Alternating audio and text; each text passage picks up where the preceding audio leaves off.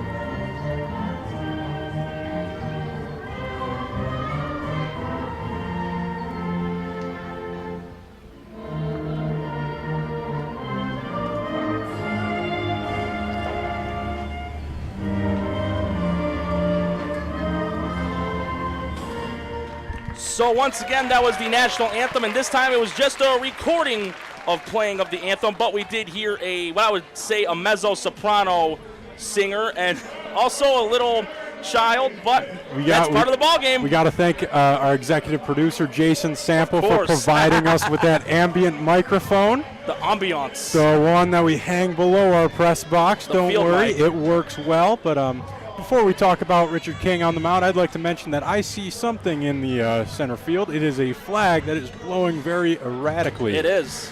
Before I came here, I went to a graduation party, and it was on the lake, so the wind was obviously much worse. But I was playing cornhole, and that's always a fun game. But it was so windy, so I couldn't throw well. And I'm like a D1 cornhole player, so I mean. I am too. I could swoosh them inside it at any point in time. Yeah, but the wind was blowing so hard, so I couldn't really throw it well. And I'm interested to see how the wind will affect this game. The wind is blowing towards home plate, but I don't know. But anyways, I see you have the stat sheet for Richard King. If you would like to mention a couple stats.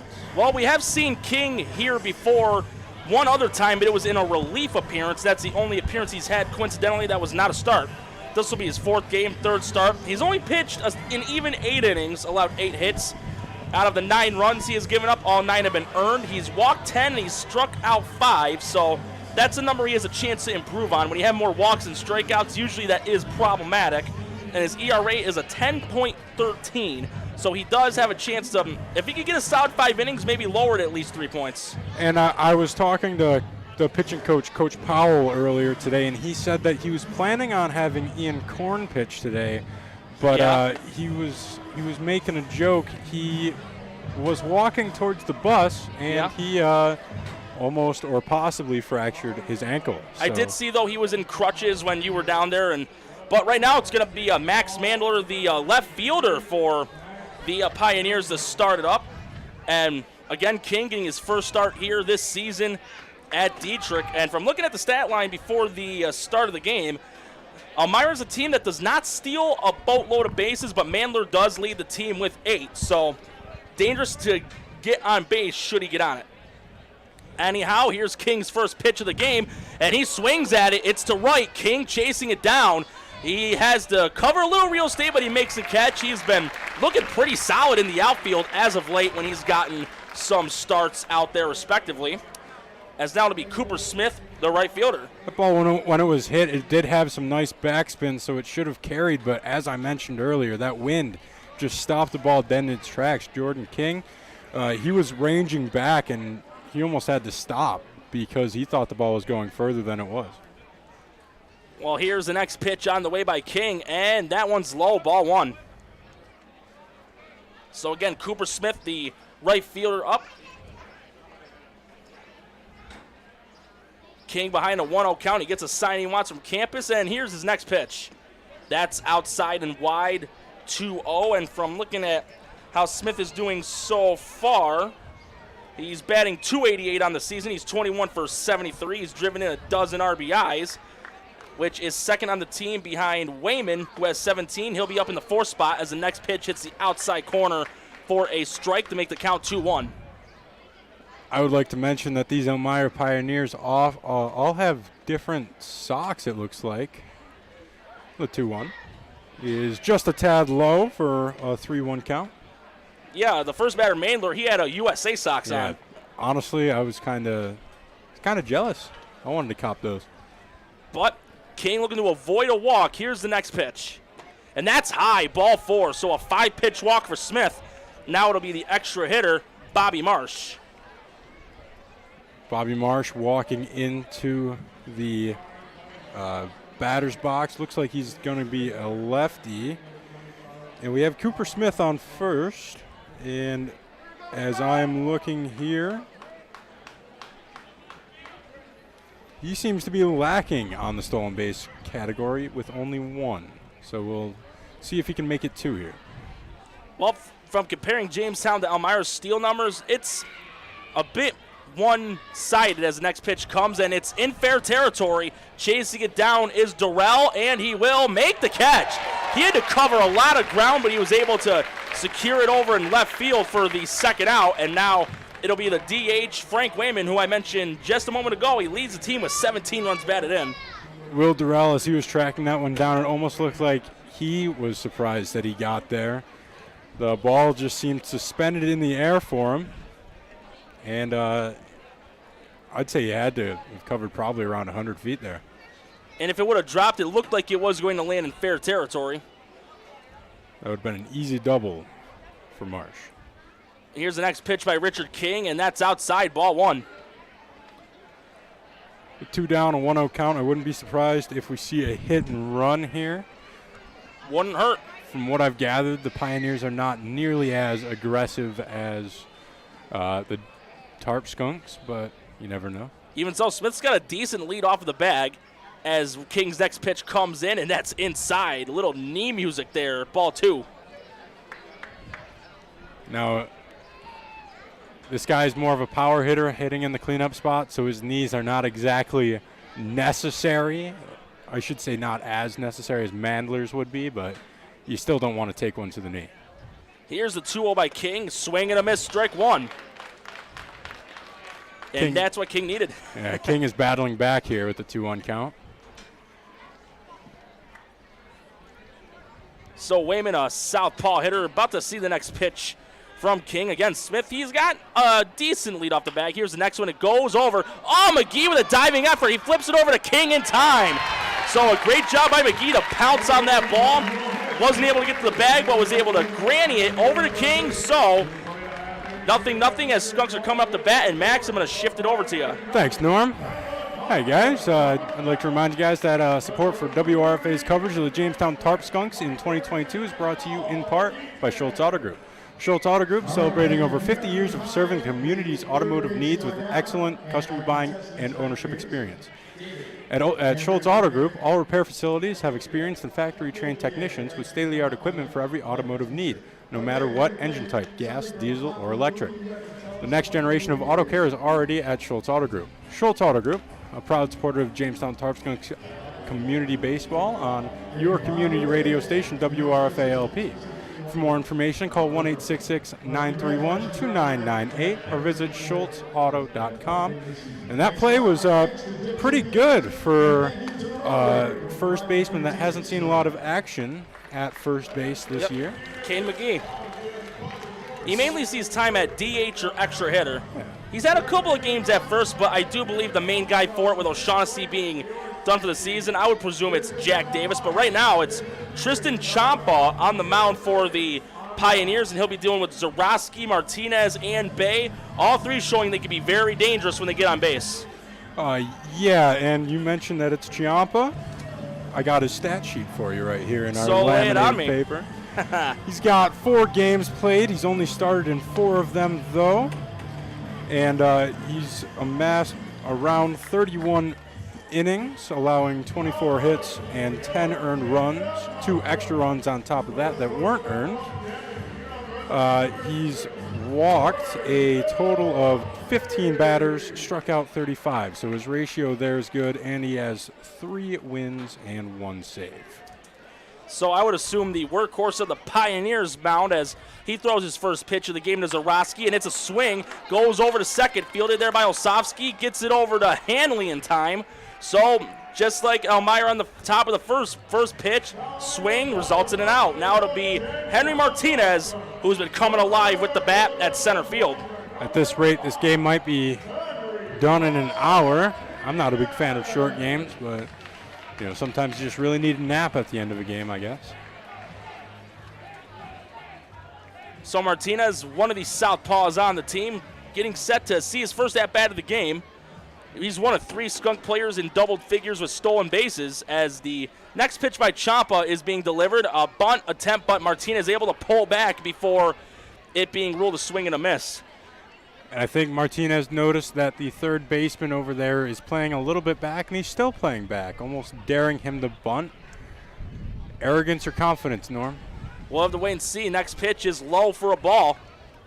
So count goes 2-0. And the third baseman, he is moving up a little bit. It is Joe Muzio. So, from what I've heard from some people, the hot corner is one of the toughest spots in the infield as the next pitch comes in. And that's right, the heart of the plate, strike 1. As a man who's played every position on the field, Norm, some of them better, some of them worse. The hot corner was one of my favorites to play, but I always had a decent reaction time. So my least favorite was center field. All just hanging there waiting for the fly ball. Well, here's the 2-1, and that hits the inside corner. That evens the count at 2s. So Martinez, I would say if it's anywhere close to the zone, you got to wave the bat at it. Definitely. He hasn't swung yet this at-bat.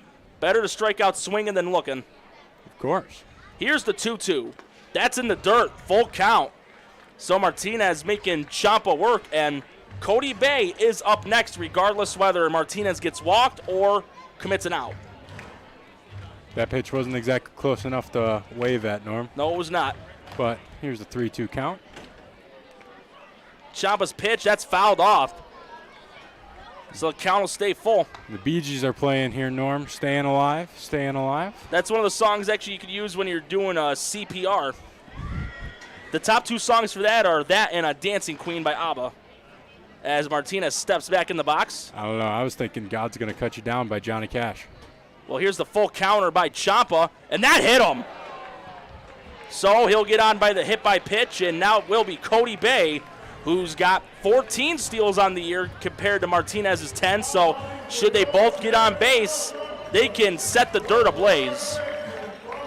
I wouldn't be surprised if Martinez is feeling a little angry at Ciampa here. I know it probably wasn't intentional, but hey, I know that when I got hit by a pitch, my first instinct was to just steal second base immediately. Martinez has a decent lead off of first as Ciampa gets the pitch he wants from Murad. And here's the next pitch. Bay hits it, and it's going into foul territory. It's in play, and a sliding catch made and left by Mandler for the second out. That'll bring up Brandon Lane, the DH. That was a brilliant catch here by Mandler. To be honest, I'm a little bit surprised that he caught that. But, these guys are halfway professional. Sliding catches are always the hardest, though. Diving catches are so much easier, and they're more flashy. So, yeah, one of the guys for Jamestown that's great at those sliding catches, he's right on base right now, Martinez. He's got an even bigger lead off of the bag than he did when Bay was up. Here's the pickoff, and he's back in safely. And Martinez needs to be careful with that because he's already been picked off during the year, and he also got caught trying to catch the pitcher napping, trying to go to third. I was there for that game. That was kind of funny. Here comes the next pitch by Ciampa. Here's Martinez. It's a swing. Sounded like the bat broke. It's fielded by second base, and a nice play there by Osofsky. Almost lost his balance for a moment, but he was able to maintain the ball and get it over to first. That concludes one. We are still scoreless, but stick around for more Skunks baseball right here on WRFA.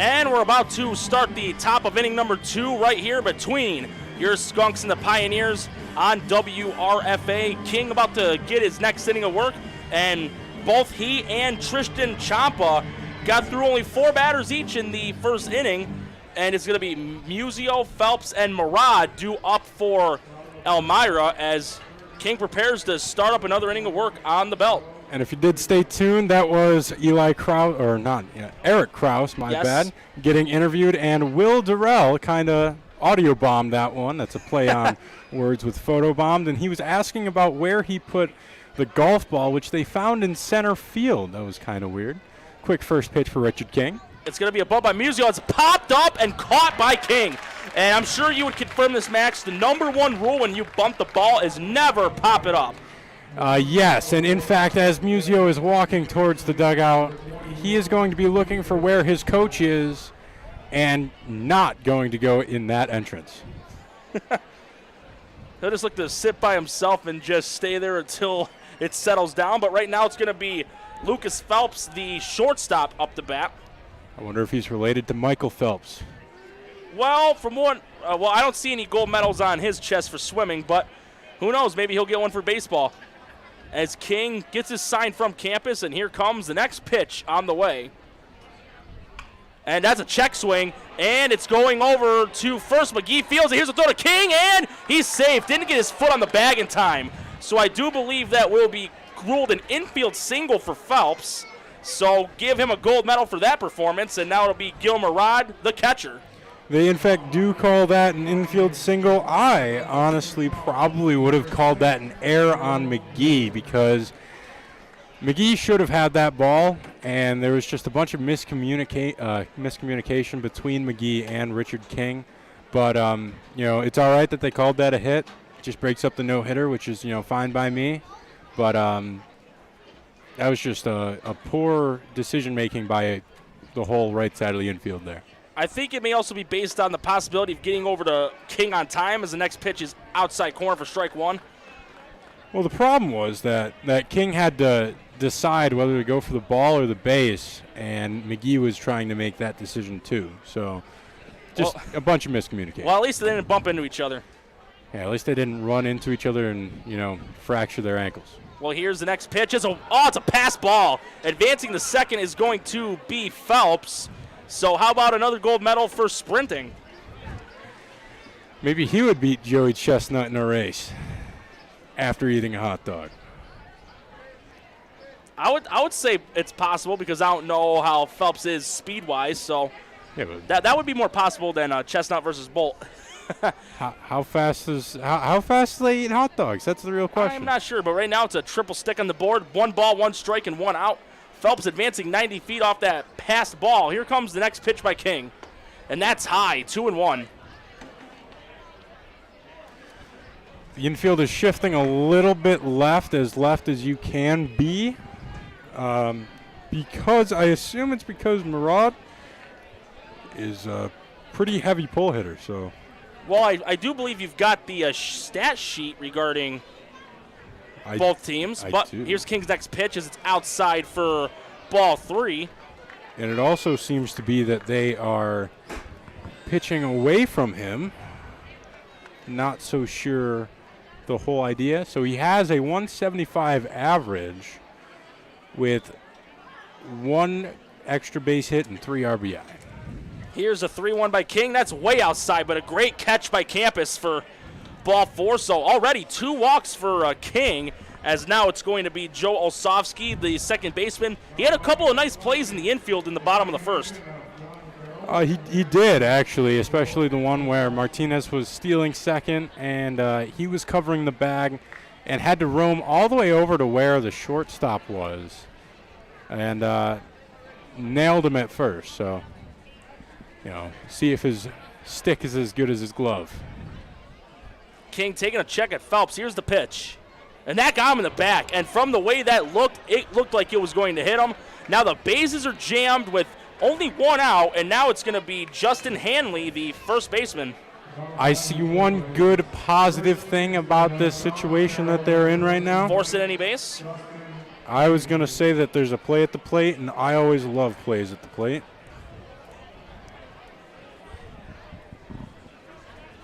Same thing, different terminology. Yeah. But Hanley looking to give the Pioneers the lead. Here's King's next pitch. And it's a grounder. And McGee, he hesitated for a second. He does tag the runner out, Hanley. So Much better decision-making there by McGee. He'll just trade the out for a run. Elmira draws first blood, 1-0 with 2 outs, and now it's going to be Kyle Chmielewski, the center fielder. I'm interested to see how different that would have been if, I don't know, it was O'Shaughnessy maybe there, or even Jack Davis. He shows an exemplary strength. Richard King going from the windup here. And it's a strike down the pipe, making it a 0-1 count. Yeah, that was a nice off-speed pitcher. One of the best pitches I've seen from him in this start so far. It definitely froze him a little bit. And here's the 0-1. Just a little bit high, making it even at 1. A base hit can possibly drive home both of these runners, and it is Olsovsky at second and Murat at third. Here's the next pitch by King, and that's fouled off, and it goes over the top into the bleachers to make the count 1-2. And King's got a shot for his first strikeout of the game. He has walked 2 batters, and so far, Elmira in this inning, they've gotten the run on just 1 hit. Besides that, it was a walk on Murat, and Olsovsky got beaned. And Hanley, he grounded out the first butt. He drove in an RBI. Here's the 1-2. Outside, 2-2. We got the triple deuces. Gotta be honest, Norm. Campus did not look happy either. That looked good. Gotta say it. I thought he was going to go strike 3. But the call's the call. That one looked right down the pipe, but what can I say? At least it's still 2 outs. Here's the 2-2 by King. And this one's fouled off, going over the bleachers of the concourse, so the count stays at 2s. And that one is in Faulkner Street. I saw it bouncing a couple times. Maybe hit a window, I don't know. Or maybe it hit the JCC dunk tank they used during the summer carnival. That would be fun. But there a clown in there? 2-2 count, part trace for King, and that hits him! Second hit by pitch by King this inning. And now we're going to be back to the top of the lineup with Max Mandler with the bases jammed. That's not what you wanted to do there. He's probably still upset about that pitch call that looked like a strike to me and you and Johnny Campus, evidently.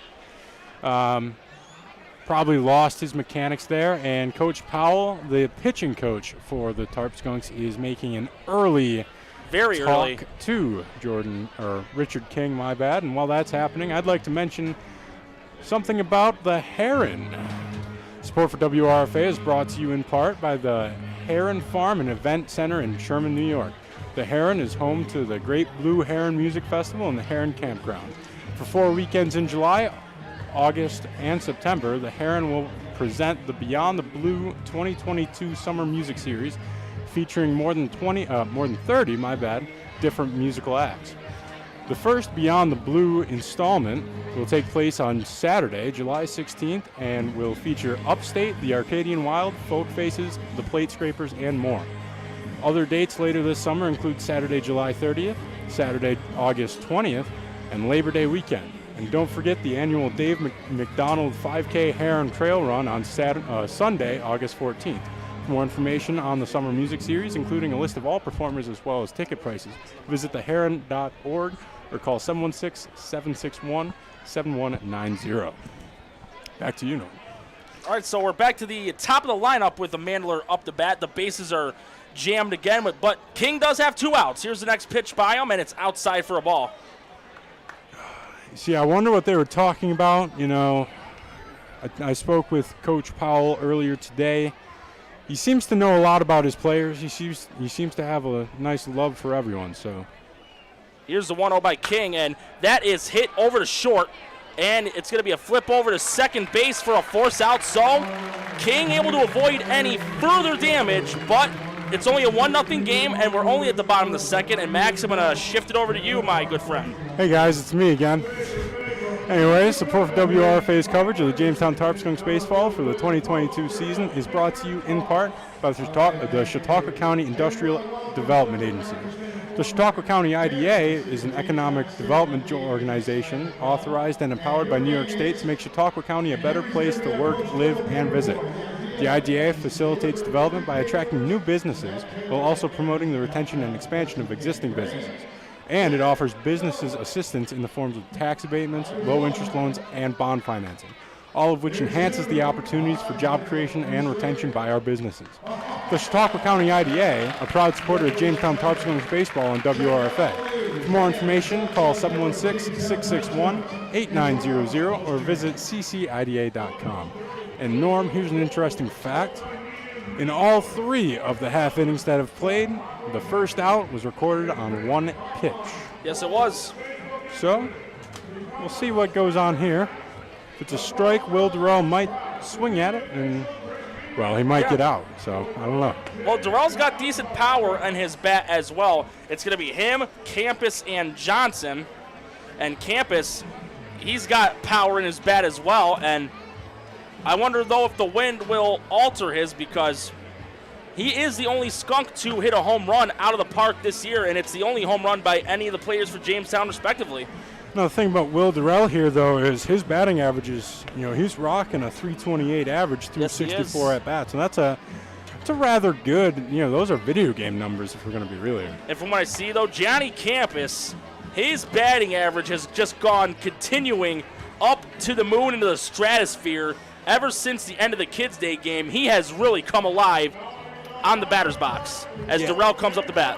And he does have a 296 average through 71 at-bats. So any math geeks out there would know that is 21 hits. Shade under 300. Yeah. As Durrell comes up the bat, and he, like Martinez and Bay, he's got wheels. So should he get on base, it'd be a great way to start a rally, though it's still just the bottom of the second inning, as Ciampa does get the sign he wants from Murad, and here comes his next pitch. And that's right down Broadway, strike 1. And you mentioned Will Durrell has a nice set of wheels, more like a nice set of monster truck wheels. He can cover a lot of ground. He showed that in the first inning. The 0-1 comes in, ground ball up the middle, fielded by the second baseman, and got him out at first. So just like the start of the bottom of the first, a 4-3 ground out, as now it will be Captain Johnny Campus, the catcher. And we just mentioned his batting average. Do you remember it? Yeah, 296. 296. And what's going to stay at the back of my head was before the Kids Day game, when he was starting to come alive with the bat, his average was at a .54, and since then it has just gone up like a rocket ship into outer space, as the first pitch to him is low for a ball. Johnny Campus does, in fact, lead the team in doubles, and I don't think he or anyone, actually a couple people have triples, but he doesn't, but he does have the only home run as that ball is fouled.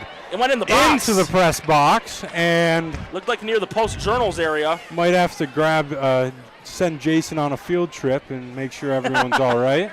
But that shows Campus is not scared to swing the bat as it prepares to see the next pitch. It's a 1-1 count, just one out. Jamestown looking for their first hit as Ciampa throws his next pitch. Campus pops it up.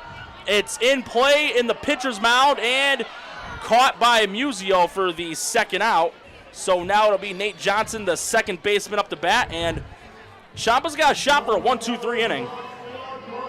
He does, and that would be the first 1-2-3 inning by either of the two pitchers today. And it would be a lot earlier than we've seen in some recent home games. There was one where it wasn't until the 6th inning, and Jamestown didn't get their 1-2-3 defensively until the 8th. I've been to a couple games where no one has had a 1-2-3 inning. So yeah, it's interesting. But Johnson looking to get on base. Here's Ciampa's next pitch, and that's low, ball 1. Oh, no, I beg your pardon. It's called a strike. Called that strike call a little bit late, and I can hear a couple of members of the Tarp Skunks not too happy about that. I wonder if it was because of his little check swing there, but it's no one count. Here's the next pitch by Ciampa. Johnson hits it over to short, fielded cleanly there by Phelps. Throw to first, and by a step, Johnson's out. It's a 1-2-3 inning. Jamestown behind 1-0, but we'll be back for the third inning and more on WRFA.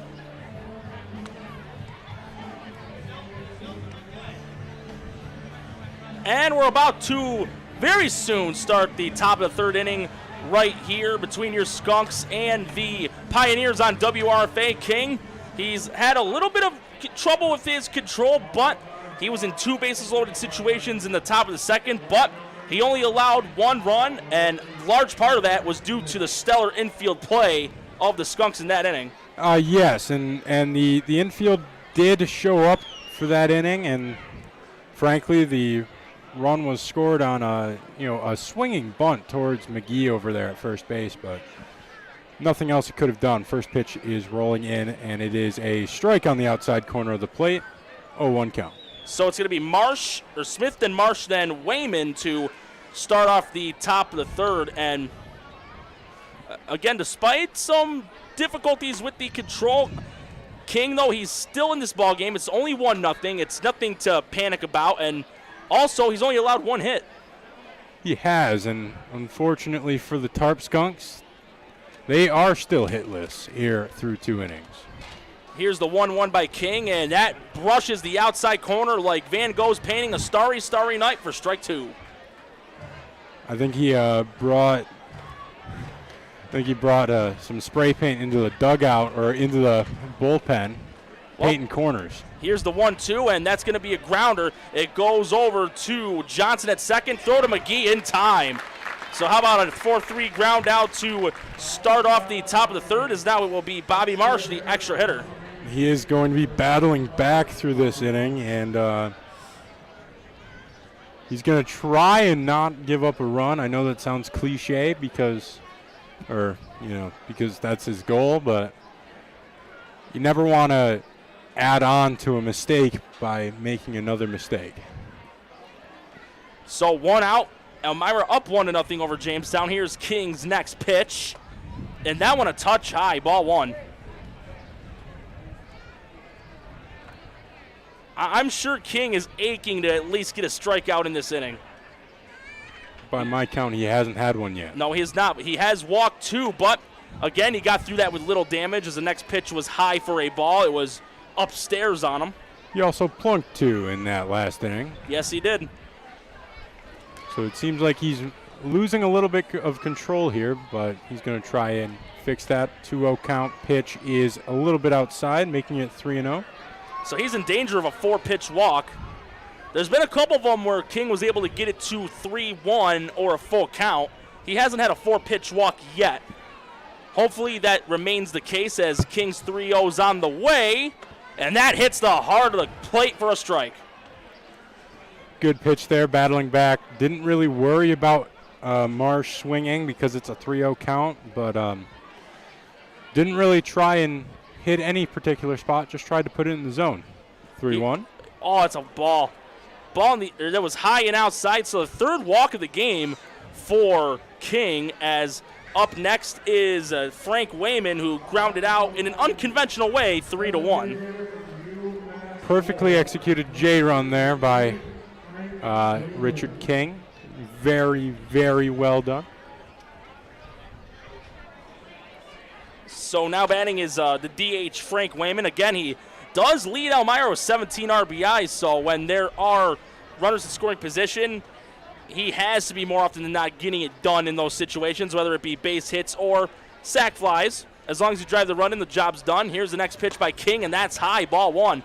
So 5 of the last 6 pitches by King have resulted in balls, and he needs to start getting some strikes out there, or else this could possibly be an early ending for King. And I know you and I both wouldn't want that, but sometimes it does happen. It does happen, and it happens too much. King's next pitch, that's what he needed. Right at the heart of the plate, evens the count at 1s, 1 out. You know, when you said this guy's name at the top of the broadcast, I thought you said wingman. I was a little excited. Top Gun, you can be my wingman anytime, except I'm not Goose, but I'm not Maverick either, as King comes set at the belt. Are you Iceman? I would say it fit as Iceman, as the next pitch by King comes in.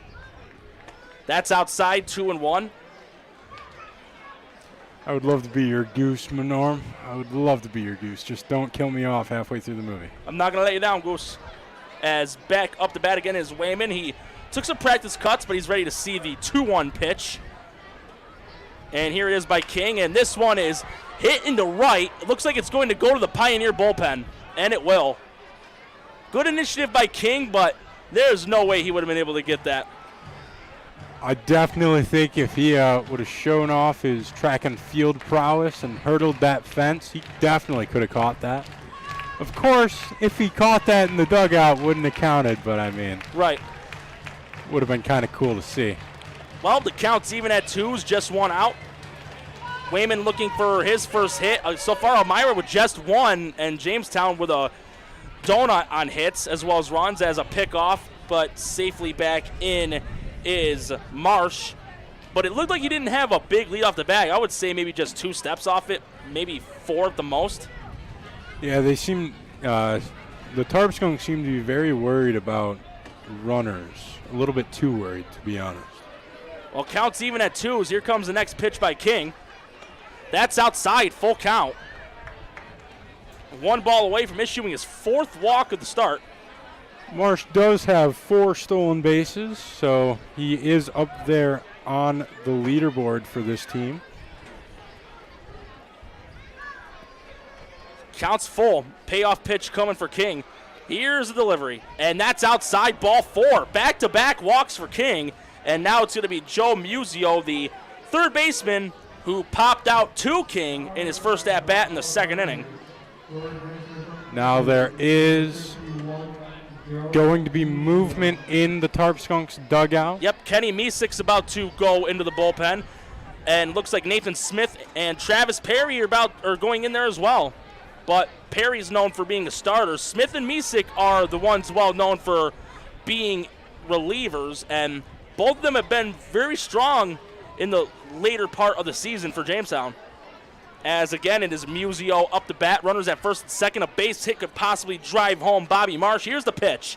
And there it is on the heart of the plate for strike 1. Now with the runner on second, or first and second, there is a double play possibility here.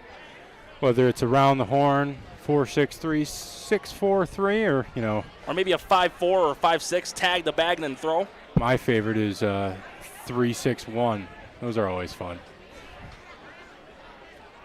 Well, 0-1 count. Here's the next pitch by King, and that's high, ball 1. This umpire's strike zone seems to be a little bit inconsistent, but better than robo-umps in my opinion. I'm not a fan. And then if you ask them the name, they'll probably say Murphy. As King takes the sign from campus, it's a 1-1 count, 1 out. A runner in scoring position at second and a runner at first. Swing and a miss, strike 2. Musio, I think, wanted to give that one a ride, but if the wind probably would have gotten it and then cried Mary. 1-2 count, 1 out. I'm sure King wouldn't mind a strikeout, but there's also that pitcher's best friend, the double play. 1 strike away from being able to breathe a heck of a lot easier there on the mound. He gets a sign from campus. Here's the 1-2. And he got him right at the heart of the plate. Musio caught looking. First strikeout of the game for King. And just like Jordan King, give Richard King a crown, a throne, and a gold scepter, as coming up the bat is going to be Lucas Phelps. That strikeout is just what the doctor ordered. Maybe a ground ball double play would have been a little bit better, but I don't know, man. The strikeout is going to build up his confidence, especially backwards K just freezing the batter, Musio. We'll see what he'll be able to do here. So Phelps, a righty, getting ready for his next at-bat. He hit a single and scored a run in his first one, the only hit of the game for either team, as he fouls one off over the top of the press box for strike one, and the second straight batter that King has gotten a first pitch strike on. And you mentioned he's the only hit of the game. He's also the only run of the game. Indeed. So the only one squared. Yeah. King getting the sign from campus, looking to get another shutout inning in the books and keep the score 1-0. Here's the next pitch by King, and that's in the dirt, ball one. If he's the only one that scores in this game, maybe he is related to Michael Phelps, Norm. Might as well just give him the 8 gold medals, and that way they can take a selfie and say, hey, we got 8 each, make it a Sweet 16. I like that. We went to Applebee's on my Sweet 16. Oh, I went to Wing City on mine. 1-1 pitch on the way for King, and that's high, 2-1. I miss Wing City, Norm. Oh, their Buffalo wrap was awesome, but it's a 2-1 count here. King in a bit of a jam again, but the good news for him is he does have 2 outs. In the top of the second, he did have a bases loaded situation twice, but was able to just allow 1 run, as the 2-1 is about to be thrown here by Richard King, and that's outside, ball 3. And should Phelps get walked, the next batter up would be who was walked in his first at-bat in the second, Gil Murad. And it will be his 3rd walk of the inning, and also in the last 4 batters faced. But again, though, we did see Nathan Smith and Kenny Misek going in the bullpen to get their arms loose. Here's the 3-1 by King, and that hits the heart of the plate. Count goes full. 2 down, runner on first and second with a full count. You're going to see a merry-go-round around the base path. Indeed. Everyone's going to be stealing. No one's going to care. Question is, will the ball be put in play? Will it be a walk? Will it be a strike? Well, here it comes right now, and Phelps hits this to left. It is hanging under its Durrell. He's covering a lot of ground, but he does make the catch. So King able to get out of another jam with a 0 on the board. Score still 1-0 as we'll momentarily hit the bottom of inning number 3. And Max, take it away. Thank you very much. I'd like to remind you guys that support for WRFA's coverage of the Jamestown Tarp Skunks is brought to you in part by Reg Linnaeus Center for the Arts. Reg Linnaeus Center for the Arts, located in the heart of downtown Jamestown at 116 East 3rd Street, is the broadcast license holder of WRFA LP. More than just the theater, the Reg offers comprehensive programming that inspires, educates, and empowers the community. Reg Linnaeus also offers rentals of its facilities to the public, providing spaces for small groups or hundreds of attendees. Rental arrangements can be made for parties, receptions, meetings, retreats, and live concerts and performances. The popular Movies at the Reg series is also available twice a week, offering a safe and comfortable environment for patrons to watch a wide variety of films with food and beverages also available. For more information, visit reglinnaeus.com or call 716-664-2465. Back to you, Norm. Max, as always, thank you very much. As Ciampa gets ready to throw a 3rd inning of work, he'll be dealing with the bottom 3. It'll be King, McGee, and Frazier. Even though they're in the bottom 3, they all can hit the ball very well. And even though his batting average is under 100, we have seen McGee crack the baseball deep in the outfield. And a very nice moment between Bryce Jackson and arguably the youngest fan we have. They were playing cornhole in between innings. I think that may have been his sister. That would be cute.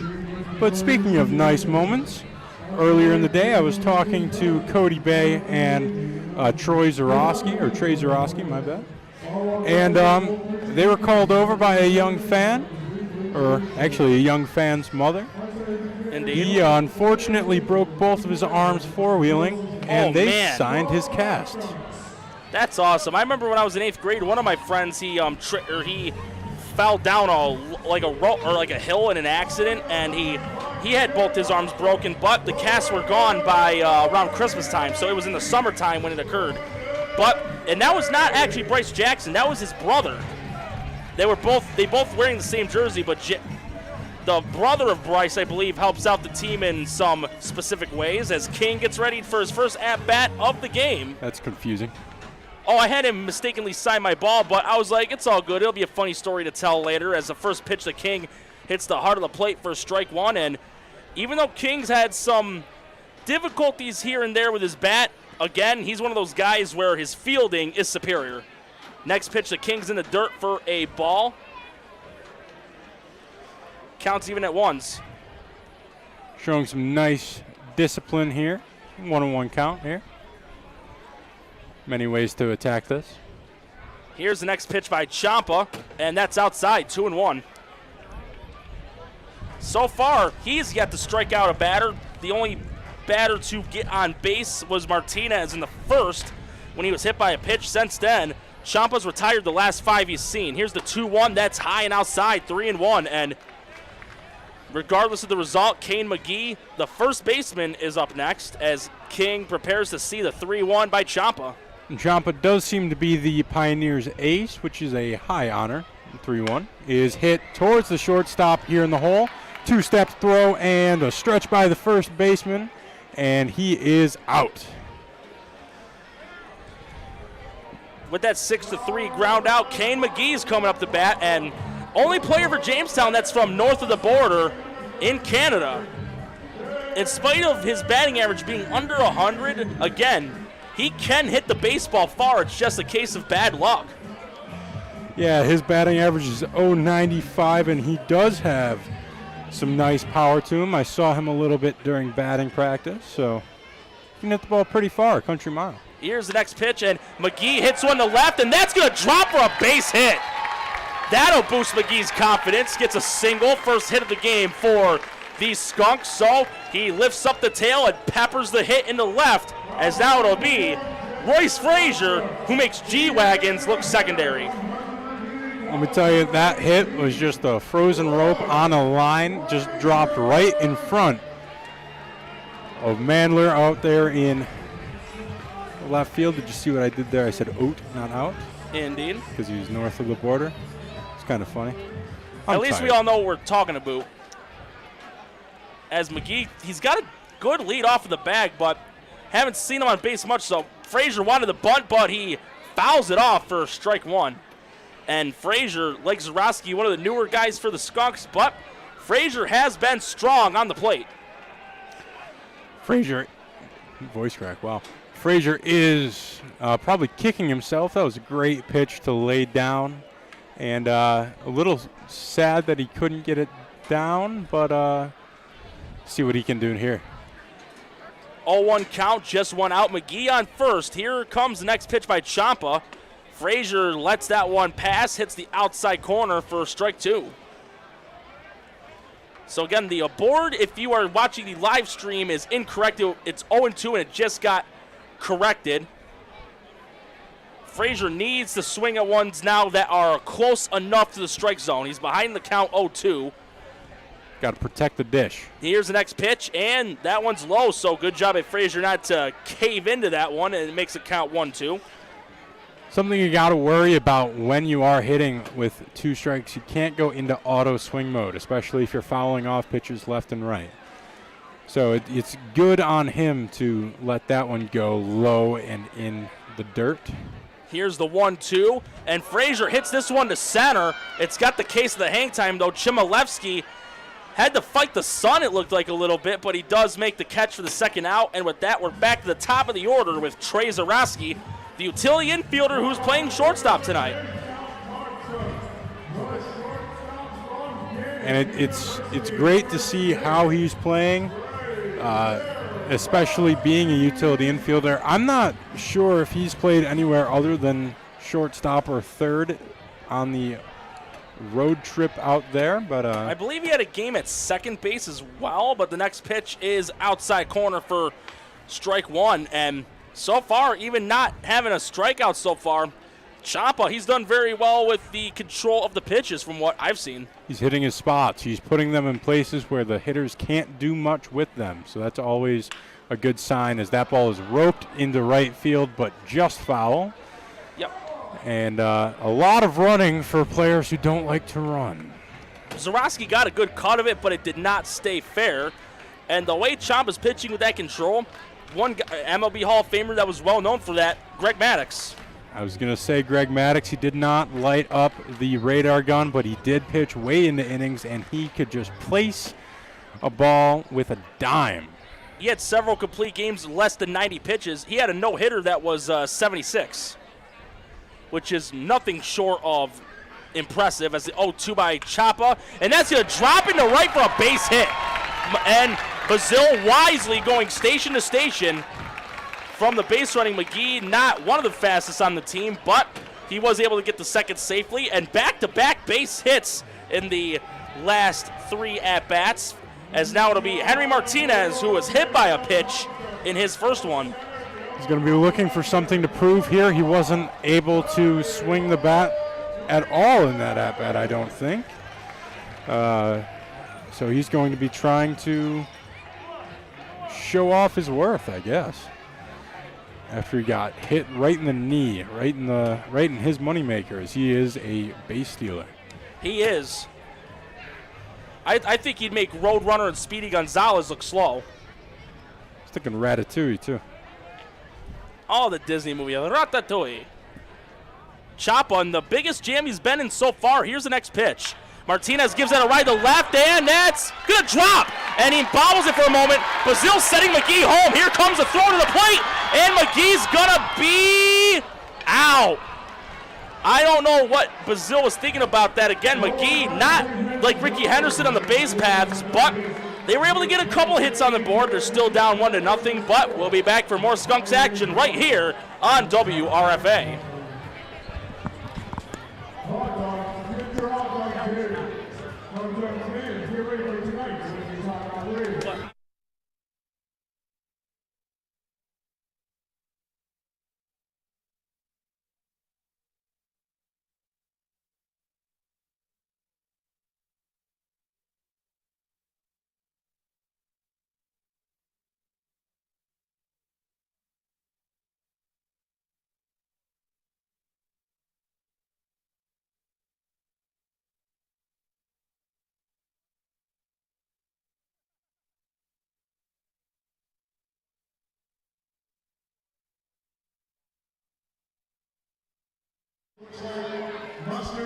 Oh, no, I feel bad for King because he's trying. Mustard. Sorry, buddy. I know you're really super proud of winning that race, but unfortunately, unable to this time around. Back up to the group, and I'll do the win journey. All right, the next meeting is built in the Jamestown Tarp Skunks. It's on Group 4 Sports Team Basketball. Baseball. And we're about to momentarily begin the 4th inning here between your Skunks and the Elmira Pioneers as Richard King gets ready to throw another inning of work.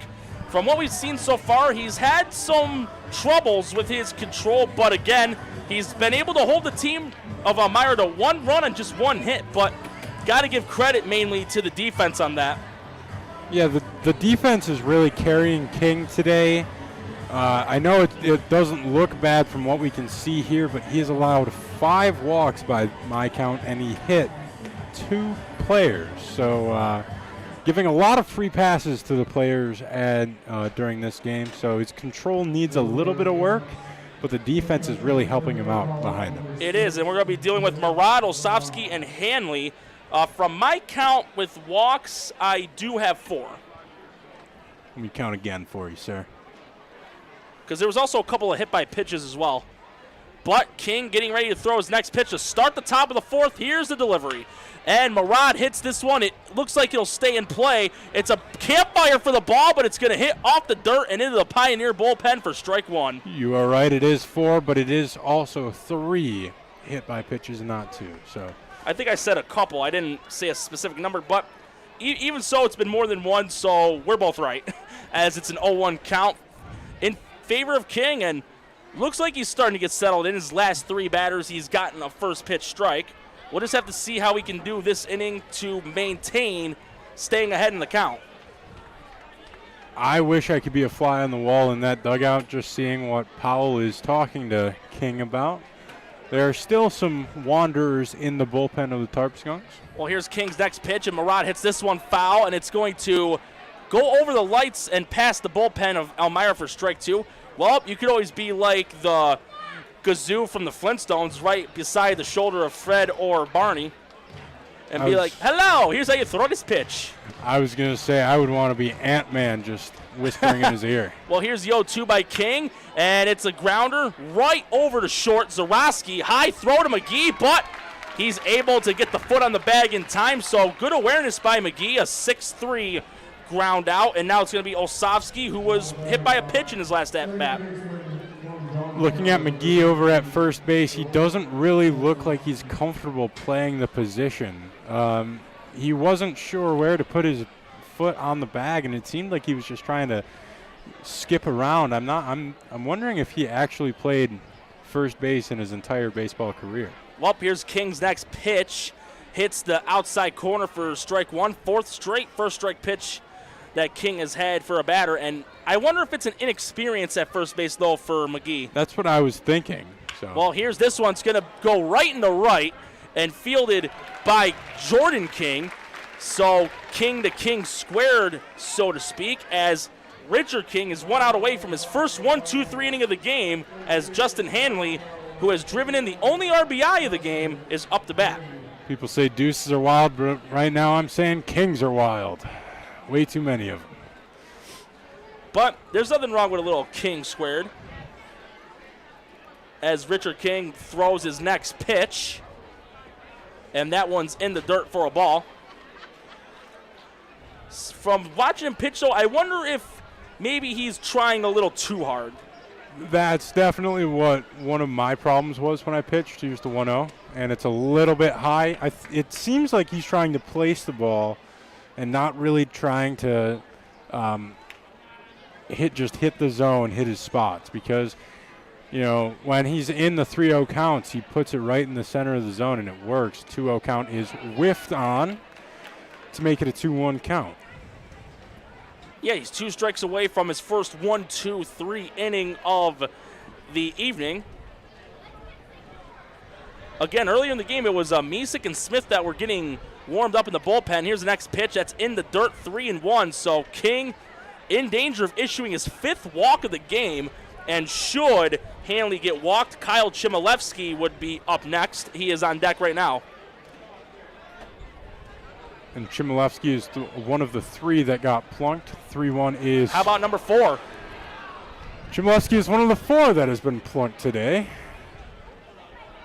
So he's got a 4 squared. 4 squared and some years ago. 4 walks, 4 hit by pitches, as Chmielewski is up to bat. When we played recess, I always loved playing 4 squared and that's kickball. always fun. Oh, man. One of the best. You ever play freeze tag? Oh, I love freeze tag, hide and seek, sneaks at nighttime. Oh, man, that was so fun. Well, Chmielewski back up to bat. He was hit by a pitch in his first one. This one's in the dirt, but a nice catch by Campus for ball 1. Keeping Hanley at first base with that brick wall action by Campus. So again, King getting the sign.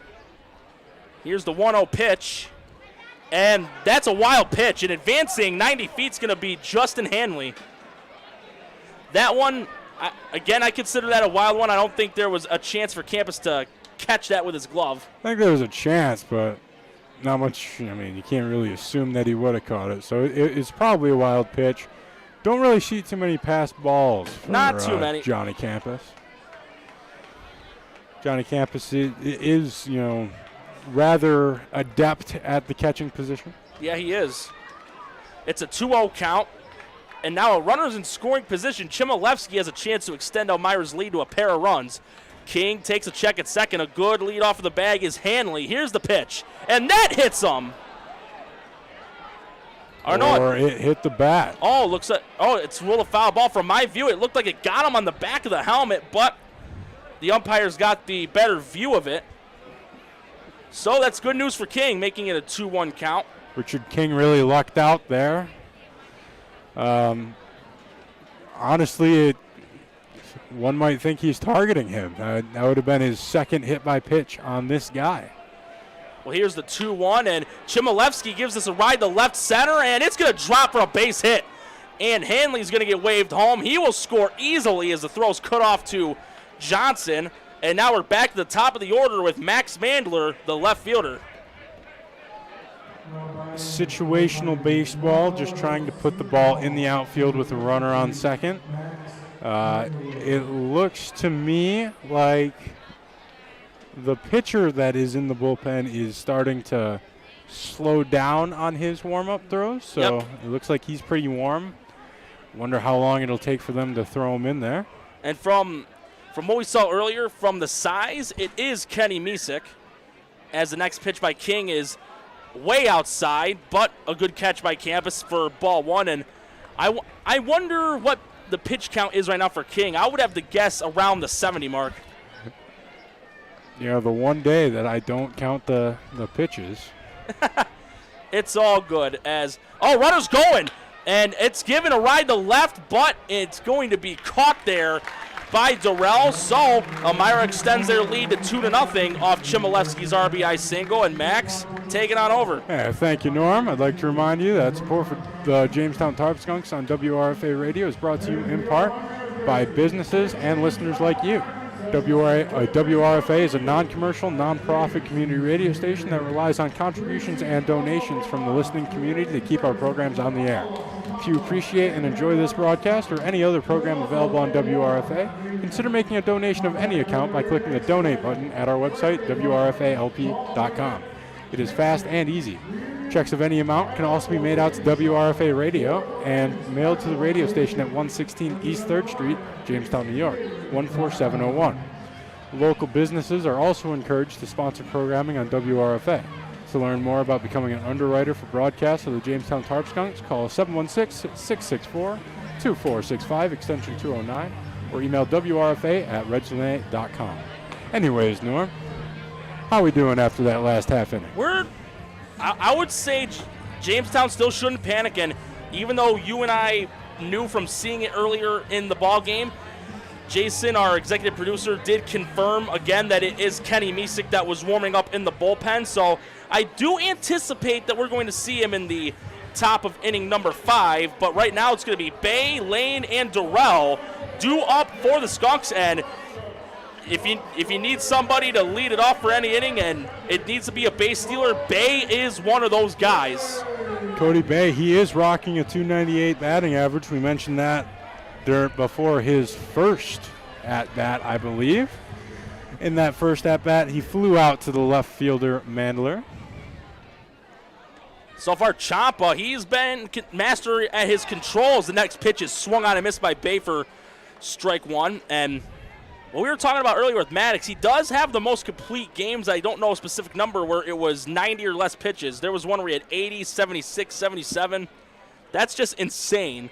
As Bay gives this one a good crack to left center, Mandler and Chmielewski chasing it down. Chmielewski makes the catch at the end of the day. A good hack by Bay, but it was just against the wind, Bob Seeger said.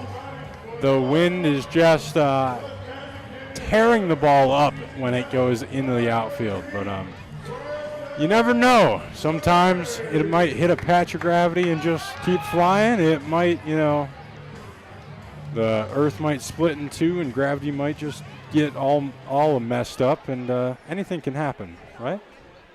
Anything can happen indeed. Here's Champa's next pitch.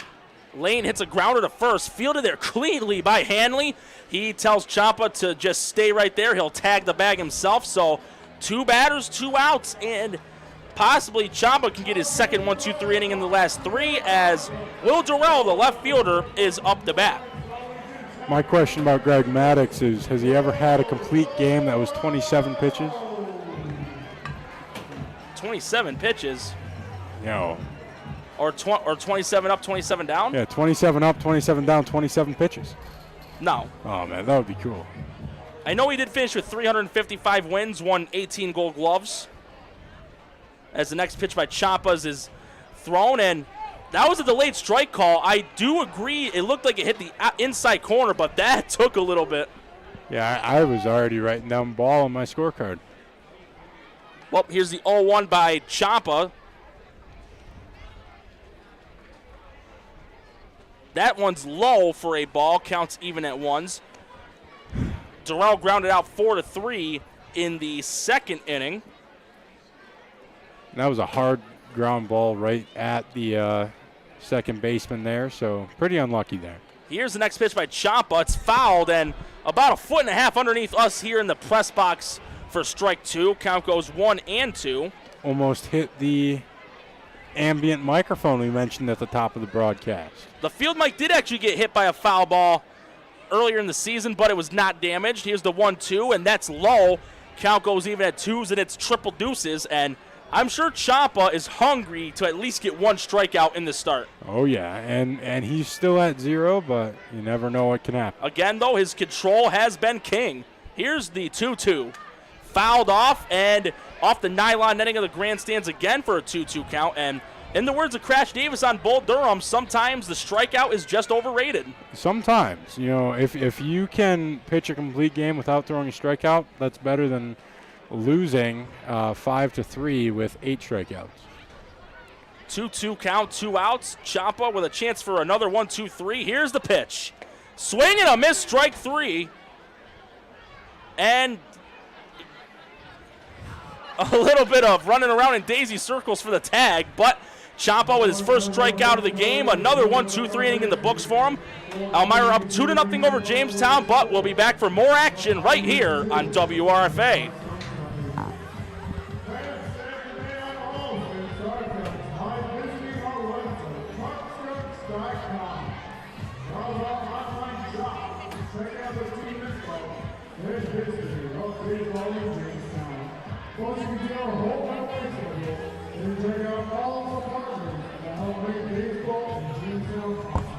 Okay, it's going to be a pitching change.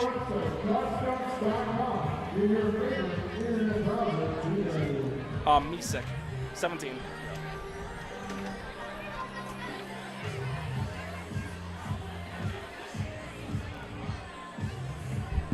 And welcome back again to Jamestown Tarp Skunks baseball right here on WRFA, where your Skunks are trailing Elmira 2-0. And it's the end of the night for starting pitcher Richard King after 4 innings of work. So now it's going to be Kenny Misek at the belt, number 17. And we've seen him quite a bit in relief for Jamestown, Max. Yes, he has. This young southpaw pitcher, he's got 5 games under his belt this season, amassing 10.1 innings, allowing 6 hits and 3 earned runs. And he walked 5 and struck out 14. But unfortunately, he has yet to get a win, but he does have 1 loss. Interesting to see how he can battle back from this situation. Maybe he can get his first win from that stat line. It looks like he does have, or he is the setup guy for their main closer, Eric Krause. Well, Krause is not playing anymore. He had the inning limit, and it was the same thing with his teammate of Wagner, Eli Shedd. Yeah. Did find that out after the last home game, which was on Monday. That was against the Niagara Power, the 13-8 W, as Misek's getting his warm-up pitches concluded. From looking at all of this, for anybody that likes to track the earned run averages, for Misek, his on the year is 2.61, so a very solid ERA and very acceptable for being a bullpen/setup guy. In fact, that's almost necessary if you're a setup guy, because your entire goal is to just not, you don't want to tire your closer out. They traditionally can't pitch too many pitches. Right. So you just want to keep them in a situation where they don't have to throw a lot of pitches. And the 2 through 4 batters are due up. It's going to be Smith, Marsh, and Wayman. So Smith, he's walked and grounded out in his 2 at-bats thus far. Smith grounded out to Johnson over there at second base. Had a nice chat with him before the game, Johnson. Well, here's the first pitch of the game for Misek, and it's outside for a ball. And Johnson, he is a local area kid like Bryce Jackson, played for Southwestern and did very well for them too. Got to actually broadcast one of his games for my high school job, where he saw 8 innings of relief as the next pitch is hit the center. But Martinez just needs a field chair as he makes the easy catch, set up the lawn chair, and have a nice glass of brisk iced tea, as due up now will be Bobby Marsh. I hate to say it, Norm, but I'm a Pure Leaf guy myself. Hey, Pure Leaf's really good too. Lipton's all right and just seems a little bit outdated, to be honest. Arnold Palmer, though, is really good too.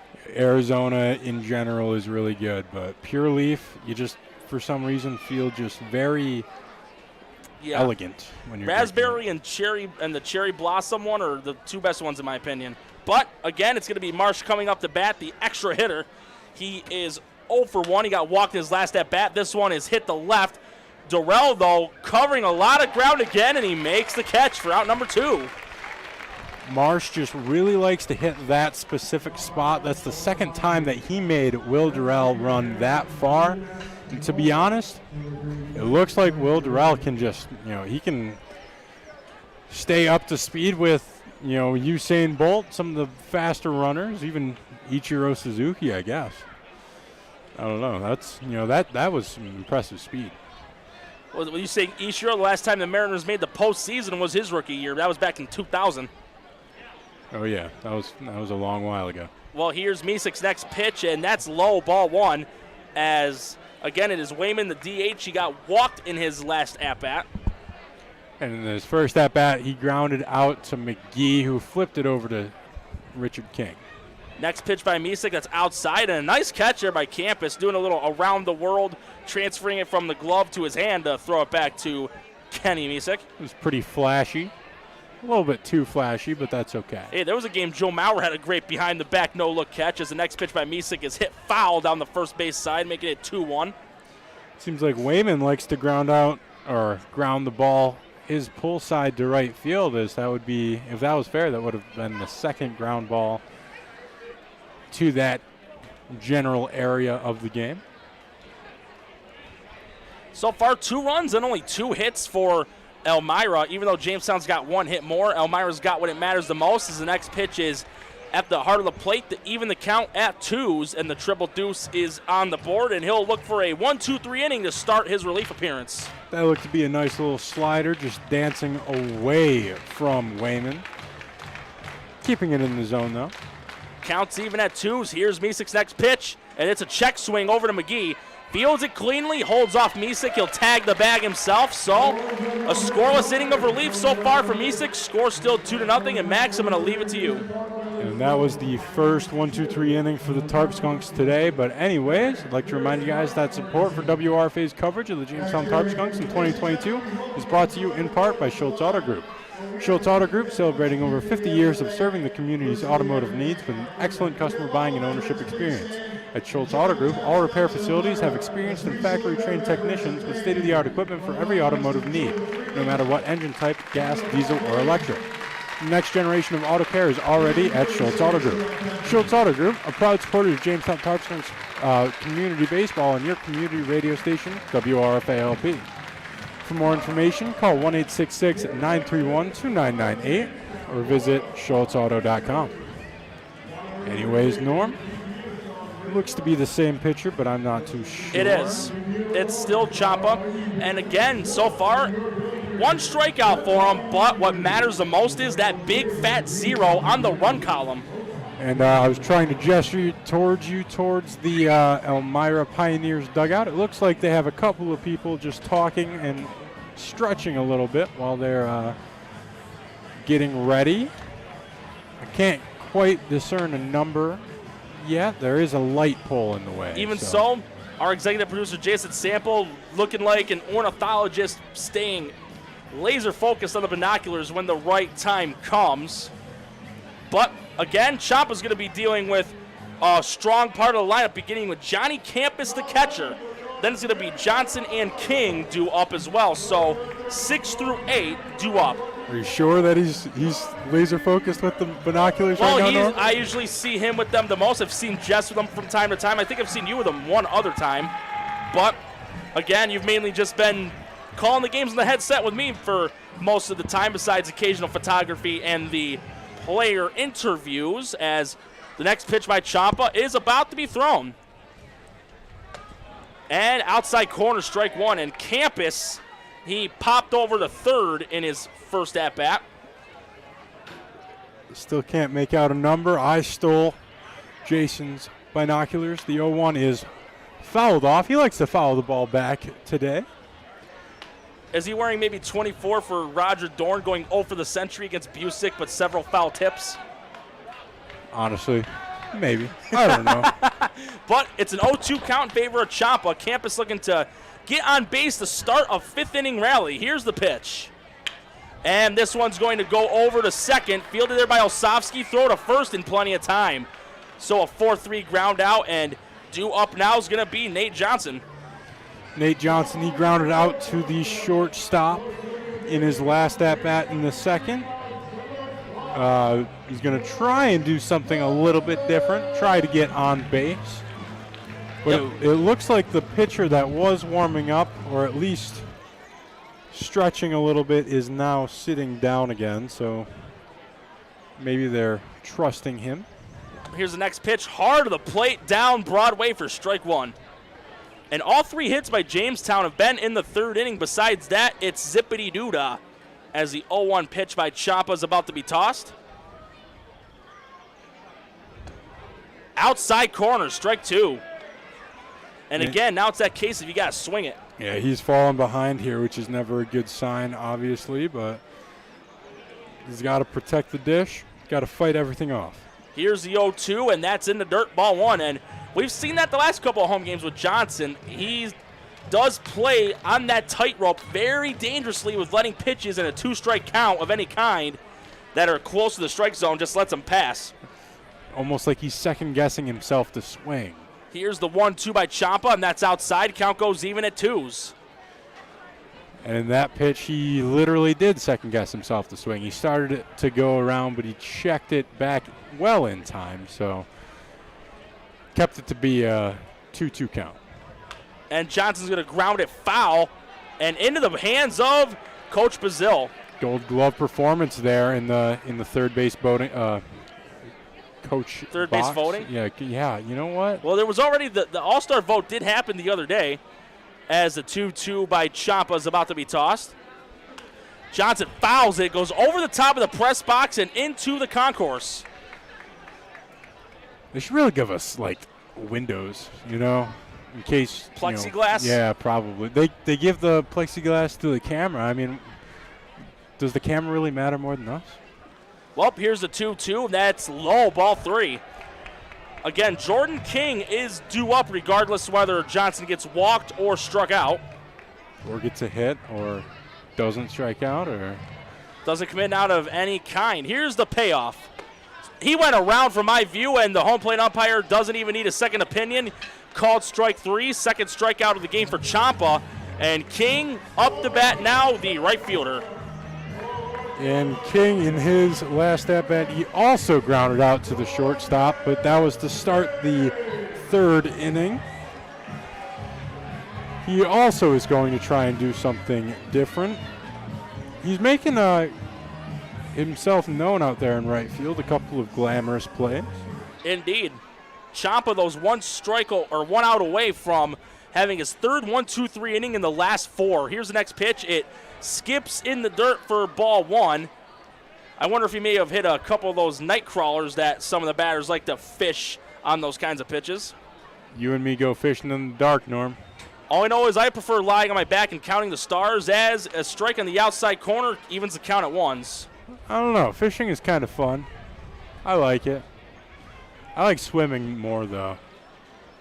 And kayaking is all right. Ciampa shaking a couple of signs. Now he's got the one he wants. Here's the 1-1. Way outside, 2 balls and 1 strike. And so far, with him being behind in this count, Ciampa has yet to issue a walk. He does have 2 strikeouts, and he's only allowed 3 hits, but the important thing is the runs, which is none. Next pitch hits the outside corner. Count goes even at 2s. And you mentioned that he's only allowed 3 hits, and he struck out 2. He has a below 1 whip as that ball is fouled into the dugout, and one-handed snag by Trey Zarowski. That was epic, if I do say so myself. That was pretty good. Alas, the whip walks the hits the innings pitched. He's got a nice one. It's only 3, or actually 4 out of 4 2/3. Well, the next pitch was outside for a ball. Count goes full, and should King get walked, Kane McGee is due up. He does have one of the hits by Jamestown so far. Here's the payoff, and it's fouled off over the press box. Count stays full. He's battling here. Yep. And again, King, like a few of the batters that we've seen, that includes Yogi Hardigan, wearing that jaw protector on one of the sides of the helmet. That's become a pretty popular part of the helmet, I would say mainly since Giancarlo Stanton had that injury where he started wearing it. That was a scary injury. It was. He was due for MVP had that not happened. Here's the payoff, and ball 4. King gets walked. I honestly thought we were going to hear strike 3, but Jamestown's innings still intact as Kane McGee is up to bat. He'll look to double his total hit total with a hit right here. And that hit was a line drive right to left field. A very nice, well-executed hit opposite field to left. Just dropped right in front of the left fielder, Mandler. So maybe he can pull it and show off his exceptional power. Hey, blue hits are just as good as deep ones. You get on base, you make your batting average better. King's got a good lead off of first. He does have some steals this year as the first pitch to McGee is high for a ball. He does have seven steals from what I can see here. So lucky number 7. Yeah. McGee taking a long pause between the next pitch, but he is ready now. McGee, like a few of the batters for Jamestown, a southpaw hitter, a lefty. Here's the 1-0. McGee gives it a good ride, but it's going to go foul to the Skunk bullpen. And that confirms what I think of McGee. He can crack the ball very well. That ball was just, like, he didn't even swing that hard. That ball just went miles. Just barely foul, and it was at the opposite field, which you can't really get behind the ball when you go to opposite field. So, I don't know, pretty good. Counts even at 1s with 2 outs. King, the runner on first after getting walked. That was actually also the first walk of the game for Ciampa.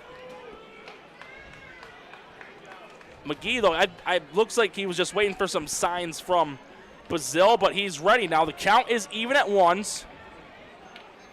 2 outs, score 2-0. Here's the pickoff on King, but he does get back safely.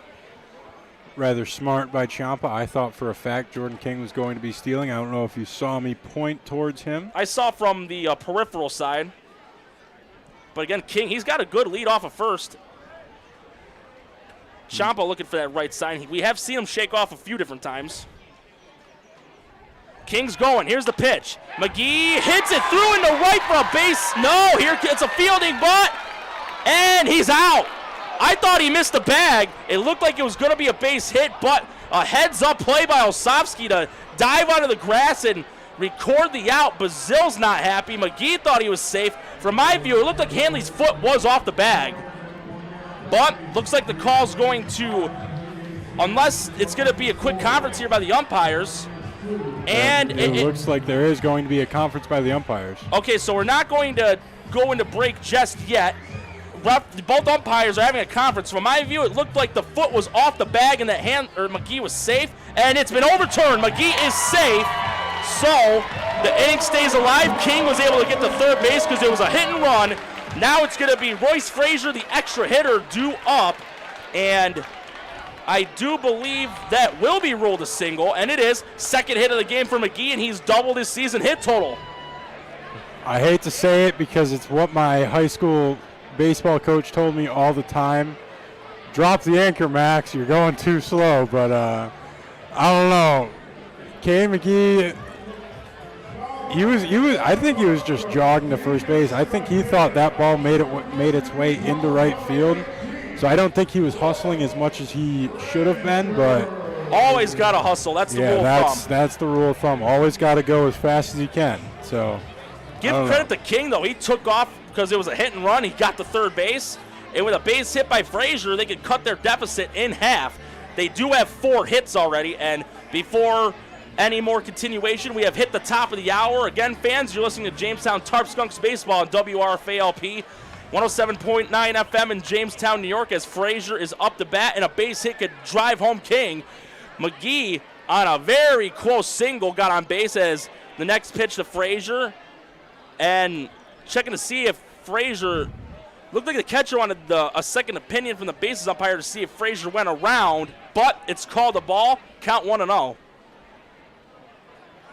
Yeah, I'm still shaking my head in disbelief by the last play with McGee at first base. I'm not really too sure what happened, but I don't know.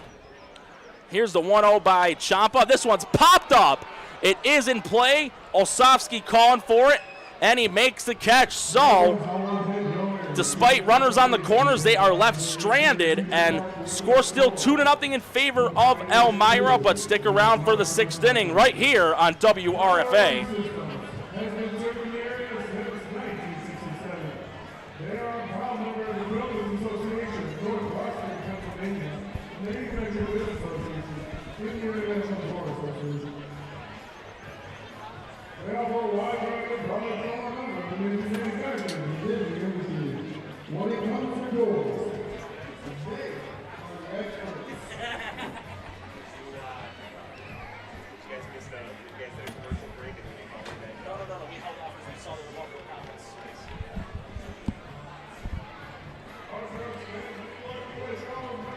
Same pitchers last time.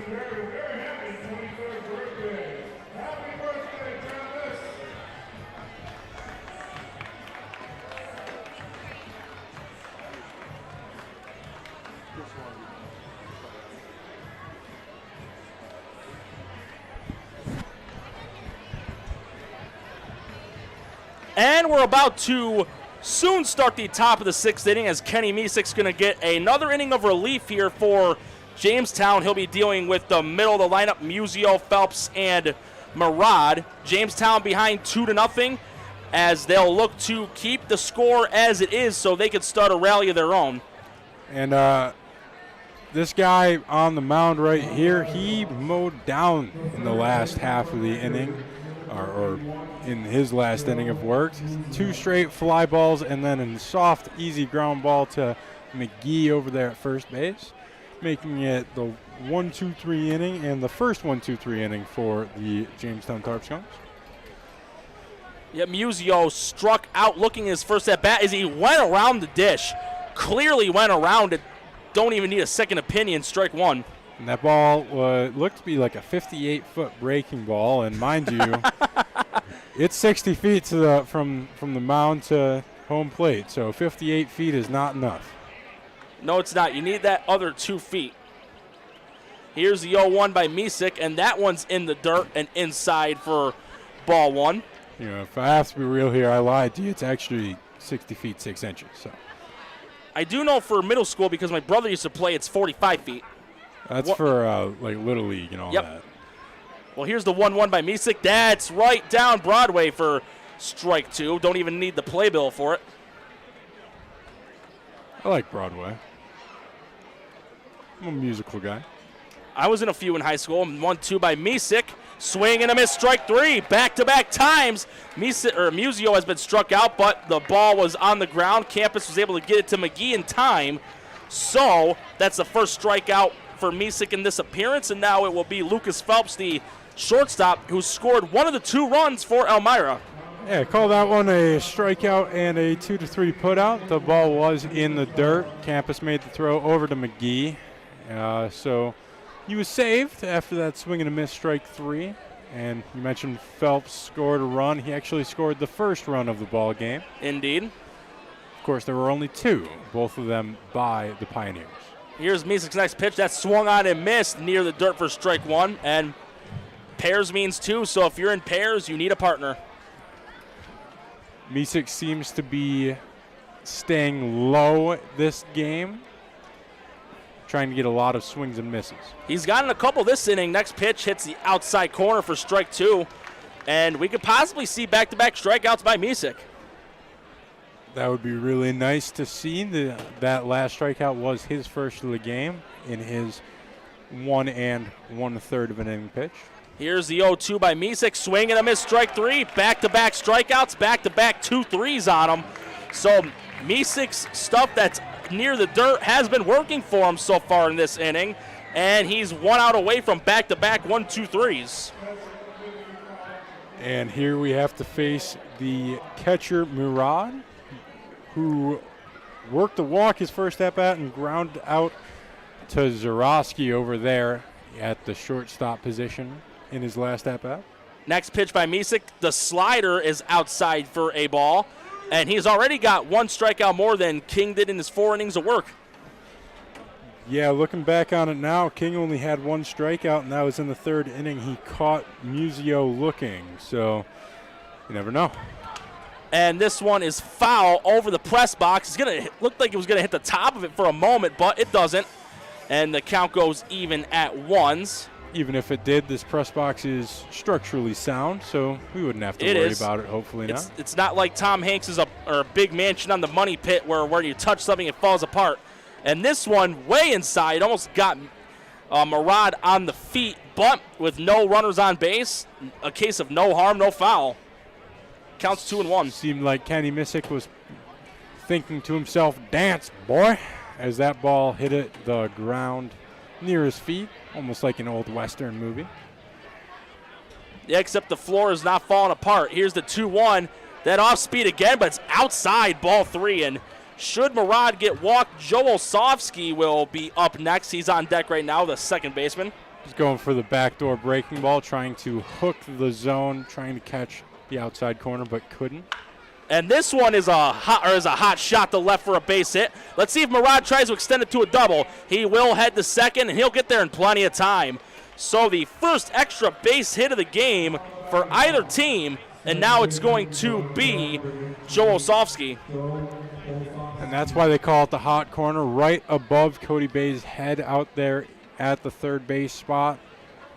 The ball was hit so hard that he couldn't have enough time to react and jump. Of course, probably wouldn't have been able to jump that high anyway, as that ball was a little bit in the air. So very good hit right in the gap. One of those gap shots to get a nice little double. First double of the game.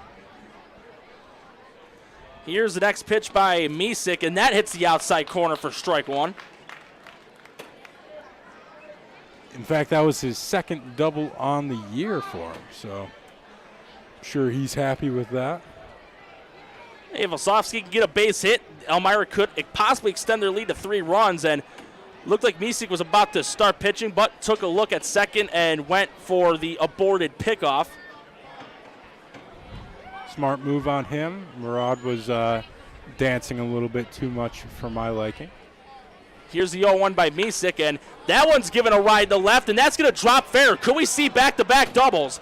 Murad getting waved home. Osofsky heading to second, and thought about maybe trying to go for 3, but he'll wisely stay at second as Durrell got a good throw off to the cutoff man Zarowski. Back-to-back doubles, and now it's going to be Justin Hanley, the first baseman. And still here, nobody in the Tarp Skunks bullpen. I would be surprised if there were any, but 2 straight doubles can hasten the process of your outing. Long leadoff at second base. First pitch is in the dirt inside for ball 1 to Hanley. So this is another case of, again, another base hit could drive home another run. And so far they've been alternating innings when it comes to runs to none. 0-1, 0-1, 0-1. It's almost like Morse code on Elmira's scoreboard right now as the next pitch by Misek comes in. And he went around. Here's a throw to second, and that goes to center field, but nowhere near deep enough to possibly head for third. Martinez was there right away, and good eye there by Campus to get it there, but the throw was off. And it almost seemed like Hanley in the batter's box kind of hit Campus as he was throwing. Can't really call anything as it was a swing and a miss, but definitely unfortunate for Johnny Campus there. If he would have gotten that throw off and on target, that would have been a strike. As the 1-1 is blooped to Zarowski for the out. An L6 line drive to the shortstop here. And indeed. anyways, I'd like to remind you guys, I'm doing your job for you, Norm. It's all don't good, worry. Max. It's all good. Support for WRFA's coverage of Jamestown Tarp Skunks baseball for the 2022 season is brought to you in part by the Chautauqua County Industrial Development Agency. The Chautauqua County IDA is an economic development organization authorized and empowered by New York State to make Chautauqua County a better place to work, live, and visit. The IDA facilitates development by attracting new businesses while also promoting the retention and expansion of existing businesses. And it offers businesses assistance in the forms of tax abatements, low-interest loans, and bond financing, all of which enhances the opportunities for job creation and retention by our businesses. The Chautauqua County IDA, a proud supporter of Jamestown Tarp Skunks baseball and WRFA. For more information, call 716-661-8900 or visit ccida.com. And looking like a little bit of non-binary here when you're looking at the board, 010101. Almost like Morse code. Yep, the Morse code, except we're not in an airplane flickering the static. But it's going to be Champa getting another inning of work, and while that was going on, we were hearing some kazoos to a little bit of Twinkle, Twinkle, Little Star. But the batters due up are going to be the top of the order, Zarowski, Martinez, and Bay. And Jamestown, even though it's the bottom of the sixth inning, it is that start of beginning to run out of chances. Yeah, they still have 4 innings to work with and get 3 runs. It's definitely doable, but the way this guy is pitching on the mound, they're going to have to hope for something to happen. So, anyways, you said they were playing Twinkle Twinkle Little Star while I was talking? Yeah. There was a funny story. I was the captain of the baseball team, and that pitch was fouled off for strike 1. But I was the captain, and one of my duties was to pick our walk-up songs, and there was a rookie on the team. He was in 8th grade. I picked Twinkle Twinkle Little Star for him. Well, this one's going to be popped up foul, or in fair territory, excuse me. Osofsky makes the easy catch for the first out, as it'll be Martinez up the bat, and I don't know, that's kind of funny. Twinkle Twinkle Little Star for a walk-up song. But Martinez, who's up, got a single in his last at-bat, but that was when McGee was rolled out trying to head to home. And before the game, you and I and executive producer Jason actually got to meet Henry's parents. They actually came from their home in L.A. to see him play here, and it's always nice meeting the parents of the ball players. Yeah, it's always nice, and we get to see as he bunted it down, fielded by Ciampa, and got him out at first by a step. But anyways, it's really nice to see people who actually enjoy our broadcasts and want more of it. So if you're listening today, I don't know why you would be. Thank you very much, Henry Martinez's parents. Yep, and even when we get a chance to talk to some of the players after the games or beforehand, it's always, to me, in my opinion, it's always the best part when they say, hey, my mom likes the broadcast, my dad, etc. But the next pitch over to Bay is outside corner for strike 1. And Ciampa, he's on pace for his third 1-2-3 inning in the last 5. Here's the next pitch by him, and that's high for a ball. And I didn't mean to say, though, when Martinez was laying down that bunt, he is known to try and leg those out for bunt singles. He's been successful at them from time to time, as the 1-1 pitch by Ciampa is fouled off for a strike. Unfortunately, he wasn't successful, but while we were talking about walk-up music, I had another one. This guy, I had his walk-up song be the Kahoot theme music.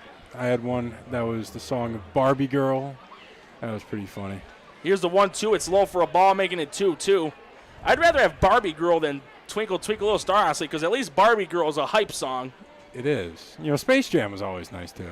Oh, that's always good. But here's the 2-2 by Ciampa. Mine was God's Gonna Cut You Down by Johnny Cash. But time called by Bay. 2-2 count, 2 outs, and Ciampa looking for his third 1-2-3 inning of this start. No activity going on in their bullpen, so we could possibly see him in the 7th inning. Here's the next pitch, and Bay hits this one. It'll drop into shallow center for a base hit. So first hit of the game for Bay, the 5th for the Skunks, is now it'll be Brandon Lane, the DH. There's something about Ciampa's delivery that I wanted to take a closer look at. I'm stealing executive producer Jason Sample's binoculars here for a second.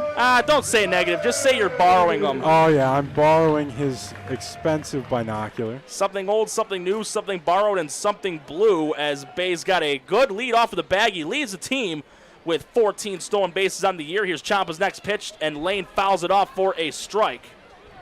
Yeah, that's what I thought I was gonna see. It looks like this guy kind of tips off his pitches by smiling when he's gonna throw a curveball. I don't know. Maybe a little bit. I can't really tell. Well, pickoff attempt on Bay, and he's back in safely. Any excuse to use binoculars is always good, you know. Yep. One of the most unusual things I've seen with some pitchers is when, before they throw the pitch, they have that crow hop. Like Jordan Walden and Carter Capps when they pitched. Well, that's effective, though. That's the thing. Well, here's the 0-1. Lane gives us a ride to center. Will it fall? No! Caught there by Chmielewski. It looked like it was going to fall into the grass for a moment, but looks are deceiving. Score still 3-0 in favor of Elmira, but we'll be back for the 7th inning and more right here on WRFA.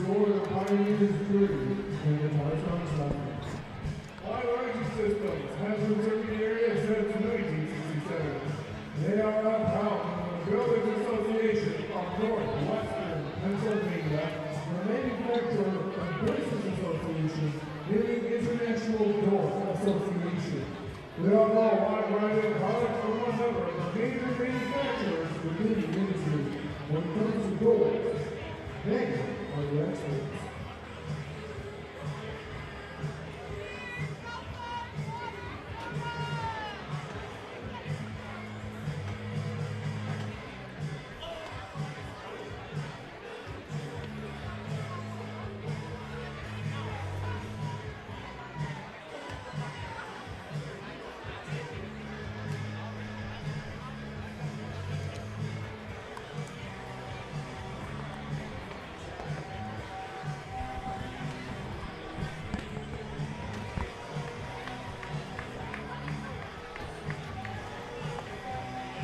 And we have hit the 7th inning already here between Jamestown and Elmira, as Jamestown are behind 3-0 versus the Pioneers. And before the return of the broadcast, kind of looking at the bleachers, and the attendance is a very huge turnout, as it's going to be Chmielewski, then back to the top of the order with Mandler and Smith. Chmielewski just showed off his Golden Glove skill with that sliding catch out there in center field to end the inning.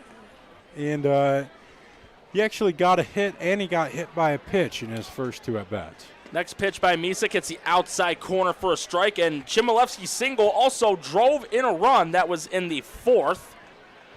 3 runs for Elmira, despite having 1 hit less to Jamestown, 4-5. As Misick's 0-1's on the way, that's way outside for a ball, evens the count at 1s. And it looks like there's still no action in either of the 2 bullpens, so Ciampa and Misick will be our pitchers for a while, it looks like. Well, here's the 1-1 on the way, and that one a bit outside, 2-1. That was a slow curveball, just trying to ease its way back into the zone. Couldn't quite do it. As long as it doesn't hang. If it's high, let it fly, man. So 2-1 count, nobody out. If he hangs it, we bangs it. If it's hung, Misick may get stung. Here's the 2-1, and it's fouled over the top of the press box to even the count at 2s. You know, I've never heard that one, but I like it. Do it nice or do it twice. 2-2 count, no outs. Chmielewski looking to get on base to start the top of the 7th inning. Measure twice, cut once. Misick looking for his 3rd strikeout of this appearance. Here's the pitch. This is a grounder, a chopper to Zarowski. Gets it over to McGee in time for the 1st out. 6-3. was a little bit nervous as that pitch, or as that ground ball was skipping a little bit towards the shortstop position. But Zarowski, as he has shown in previous games, exceptional when it comes to his fielding and marksmanship. And so far, Mandler, he's 0 for 3 looking for his first hit of the game. He has flown out to right and left and has also grounded out 6-4. And there are his USA Sox again. Next pitch, outside corner, strike one. Good pitch to start off the at-bat. You always want to start off with strike one. Misick gets the sign he wants from Campus. Here's the 0-1. Trying to tempt Mandler with the off speed, but it was outside, evens the count at ones. Oftentimes with leadoff hitters, you really want to work them inside so that, leadoff hitters won't damage you as much. But he's trying to pitch away from him, so. Counts even at ones, 1 out, the triple sticks on the board. Here's Misick's next pitch, and that's inside, 2-1. Almost got one of the ankles of Mandler. Mandler does have a .327 average with 1 extra base hit, which is being a double. So that might be half the reason he's working away from him. 2-1 on the way. That hits the outside corner to even the count at 2s. 1 strike away from another strikeout in his outing here. He's already got 2. He'll look for a third. Hopefully this time, though, it won't involve a 2-3 putout. 2-2 pitch.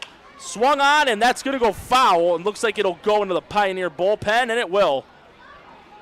And a flock of kids chasing the ball, but, again, it's in the bullpen, so they would need to extract the bottom part of the gate to try and get it. They're climbing over the fence. What? The nerves of these kids. 2-2 count, 1 out, and looks like one of the staff's going to get it. Off speeder is way high, makes the count full. I count like 23 kids over there. So far in 2 1/3 innings, Misick has not walked a batter. He's got a full count right now to Mandler. And Misick gets the sign from Campus. Here's the payoff. That one is popped into the outfield. King, though, under it, and he will make the catch for the second out. That ball went higher than it went far. Just got under it. That ball seemed to go, pretty far, but just couldn't really get enough wood behind it. Just got, under it, as I said, and it just went straight up. Unfortunate for Mandler, the Pioneer left fielder. And now it's going to be Cooper Smith. Here's the next pitch by Misick, and this one's hit over to Bay. Fielded cleanly. 2-step throw to McGee in time. So 3 innings of work for Misick. 2-1, 2-3 innings. We've hit the 7th inning stretch. Jamestown, though, starting to lose chances, down 3-0. And with that, I'm going to shift it over to you, Max. Hey, thanks, Norm. I'd like to remind you guys that support for WRFA's coverage of the Jamestown Tarp Skunks is brought to you in part by the Corporation for Public Broadcasting American Rescue Plan Stabilization Grant. The Corporation for Public Broadcasting is a private, nonprofit corporation created by Congress in the Public Broadcasting Act of 1967. It is the steward of the federal government's investment in public broadcasting and the largest single source of funding for public radio, television, and related online and mobile services. The Corporation for Public Broadcasting works to ensure universal access to non-commercial, high-quality content and telecommunication services. It does so by distributing more than 70% of its funding to more than 1,500 locally owned public radio and television stations. For more information, visit cpb.org. Well, Something Max, wrong, Jason? Looks like it's going to be a huge rendition of, well, first it's kazoos. Oh, wow. Oh, it's a kazoo of the song Scotty James, the clubhouse manager, usually sings, and looks like he's getting a break tonight. It's Take Me Out to the Ball game that they're doing, even though it may be faint. But Ciampa's going to get another inning of work here for the Pioneers, and he's had 6 shutout innings. He's pitched a beauty, where the controls of his pitches has been king. He's only allowed 5 hits. He's not allowed a run. He has struck out 2 versus 1 walk. He'll be dealing with the middle of the lineup with Durrell, Campus, and Johnson. And it was a little different hearing it with the kazoos and not the bold, boisterous voice of Scotty James. I hate to say it, but I'm not much of a fan. I like Scotty James singing and Take Me Out to the Ball Game. Well, It's a nice tradition. Sometimes it's not so bad to get something different every once in a while. But Jamestown, they're running out of chances here. Bottom of the 7th inning, they're down to their last 9 outs. They're down 3-0. They've already been shut out once at home earlier this year. That was 7-0 against Batavia. And so far, that's the only time they've been shut out at home, as the name being the Skunks, respectively. As Durrell will look to start up a rally, a 3-run comeback is not insurmountable by any means, but it's the bottom of the 7th inning. This has to be crunch time right now for Jamestown. This is the beginning of the pressure cooker. They only have 9 outs to work with here, the Tarp Skunks do, as the first pitch is just a bit outside for ball 1 to Will Durrell. And speaking of Durrell, he struck out in his last at-bat. He's also grounded out 4-3. Here's the next pitch by Champa, and that one is outside for a ball. It looks like there is some commotion in the Tarp Skunks bullpen as a couple people are standing around, but I think they're just getting a little bit restless. Well, here's a 2-0 by Champa. That's going to go into right for a base hit.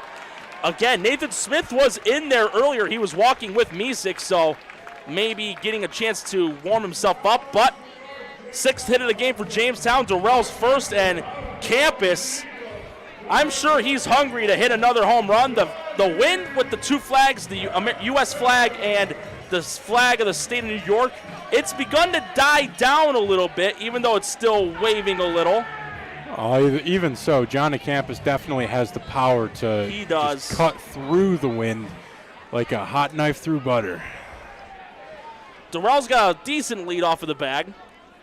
Here's the next pitch by Champa. Campus grounds it foul and over the top of the Skunk bullpen to the gating of the bleachers for strike 1. And it even skipped over the bullpen, hit the top of it, or not the bullpen, the dugout. Skip to my Lou, my darling. As Campus looking for his first hit of the game, he's popped the third and has grounded out 4-3. We've seen quite a few of the 4-3 ground outs. It's pretty much loaded in our scorecards. Here's the next pitch by Champa, and Campus swings and misses for strike 2. He wanted to hit that one north of the border to McGee's native of Canada. Where from Canada does McGee reside? Does it say on your thing? It does not. There's not a lot of locations shown on here, but I believe it's somewhere in Ontario. But here's the 0-2 by Champa. Campus hits this one to center, but it's hanging up there. Chmielewski under it, makes the catch for the first out. With that, it'll be Nate Johnson, the second baseman, coming up the bat. Nate Johnson was one of the very few strikeout victims for Champa. I believe one of his only 2. Indeed. And he also grounded out to the shortstop, which is another thing that has happened quite frequently today. Yep, the main ground outs have been 6-3 and 4-3. A couple of 3-1s in there. And indeed. U3s. And it's a melting pot. Durrell's got a good lead off of the bag. Let's see if he tries to steal as Champa throws his next pitch, and it hits the heart of the plate for strike 1. Again, that's something Johnson does more often than not. He'll let a couple of pitches pass him by, and that's just playing very dangerously.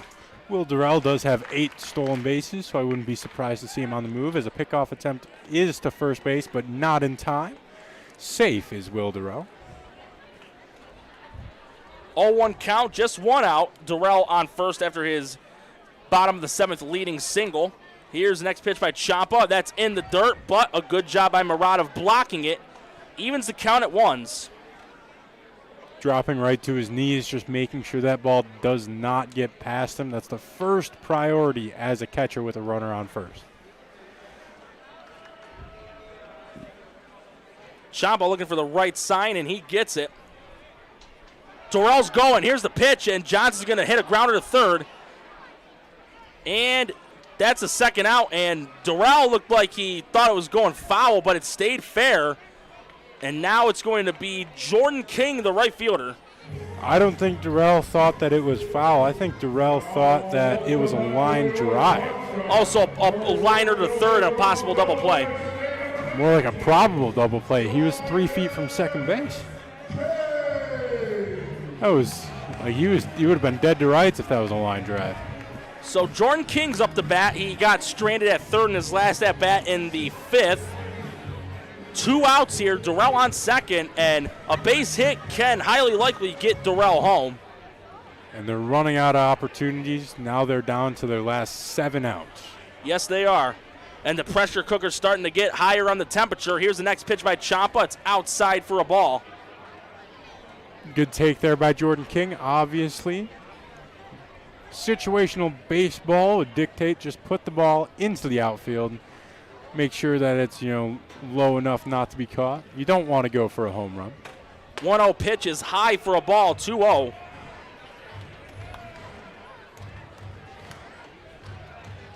King taking his time, taking a practice cut. He's ahead in the count, 2-0. Again, a good base hit can get home Darrell. Jamestown down 3-0. No runs on 6 hits, but they've also had no errors either. Here's the next pitch by Ciampa. That's in the dirt, 3-0. Should King get walked, the next man up, he's accounted for a third of the hits today. He's got 2, Kane McGee. Kane McGee, he is having a field day today, arguably one of the best outings that he's had so far in the year. He is 2 for 2. Count here 3-0. And Ciampa, he did walk a batter in the fifth inning. It was indeed King. So in danger of issuing back-to-back to King. And those would be his only 2 walks as well. Ciampa takes a look at Darrell. Here's the 3-0, and that's outside. 4-pitch walk for King, and now Ciampa's got the Chuck Woolery on Love connection. 2-2. 2 walks, 2 strikeouts as Kane McGee is due up, and like Campus, he can smoke the ball. And if he can possibly get it out of here, this would be a tie game as McGee would represent the tying run. I'm sure they pitched around Jason King. He does have a decent amount of... You did tell me 7 earlier.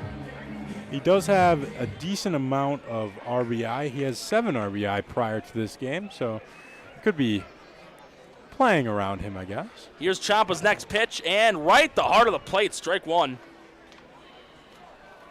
Something we haven't seen much of for Kane McGee, falling behind in the count. And he's not scared to swing either. That's evident by his 2 hits on the ledger so far, both of them being singles. Ciampa gets the sign. Here's the pitch. And that's high and outside, ball 1. And I said this in a different game, but I think it was one where you were not here. Build-wise, though, McGee, he kind of reminds me a little bit of Prince Fielder. I was going to say Big Papi David Ortiz. Maybe a little of both. Maybe. Definitely got both of their good sides, though. Yep. Got the height, got the burliness as Darrell playing mind games. Here's the 1-1. McGee hits it, but it goes right over to second. And Osofsky will get it to Hanley in plenty of time, so a 4-3. And another missed opportunity for Jamestown. They're running out of time, though. There's no clock in baseball, down 3-0. But stick around for the top of the 8th right here on WRFA.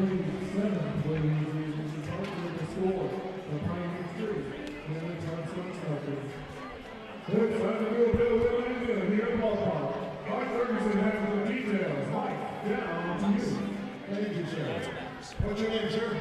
Glad to hear it. And you're a Yankees fan? A Skunks fan? Yeah. Now, I've got 2 tickets here for another game, or you can have what's in the box.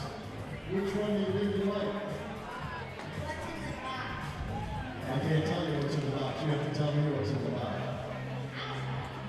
Well, you don't know, so you tell me what ticket you want. I'm intrigued. Are you sure? You said yes. So let's see. Oh, not bad. We got a game ball for some autographs coming up. And I'll tell you what, we're going to give you the 2 tickets anyway. All right. Let's go, Skunks. Put your alley caps on. Get sneaky.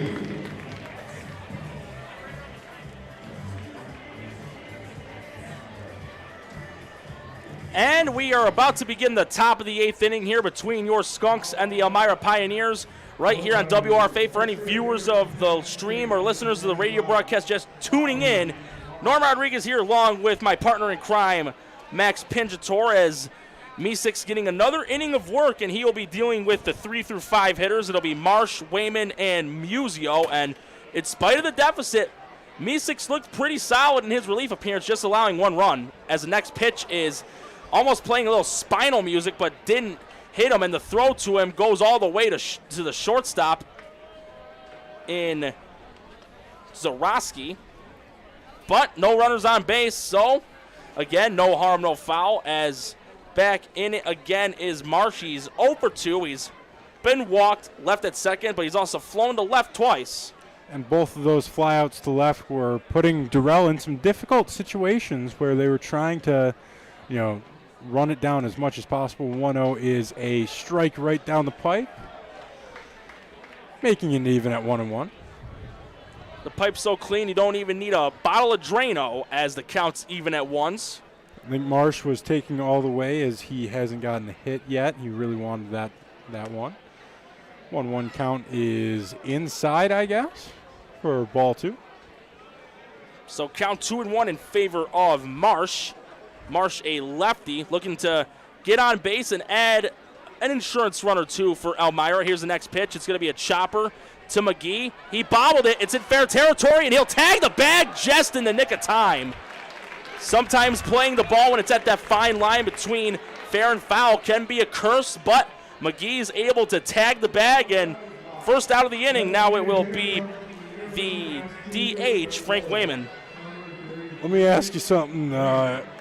Extra hitter Marsh, probably 215 at most, and then you got the big man on the team, Kane McGee, running full speed at each other.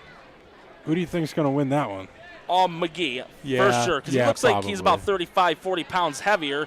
As the next pitch, Pogo sticks off the dirt to the backstop for ball 1. I'd say a bit more than 35, 45 pounds heavier. I'm just estimating. Yeah, I mean, he looks so strong. That's the thing. Meesik getting the sign from campus. Here's the next pitch. That's outside, ball 2. And it looks like there's about to be some starting activity in the Skunk bullpen. And then there is someone warming up in for Elmira, but he hasn't been throwing as of yet, just stretching to limber the legs. Next pitch is called low for a ball, making it 3-0. 4-pitch walk might be the key to getting someone new in the bullpen for Coach Bazile.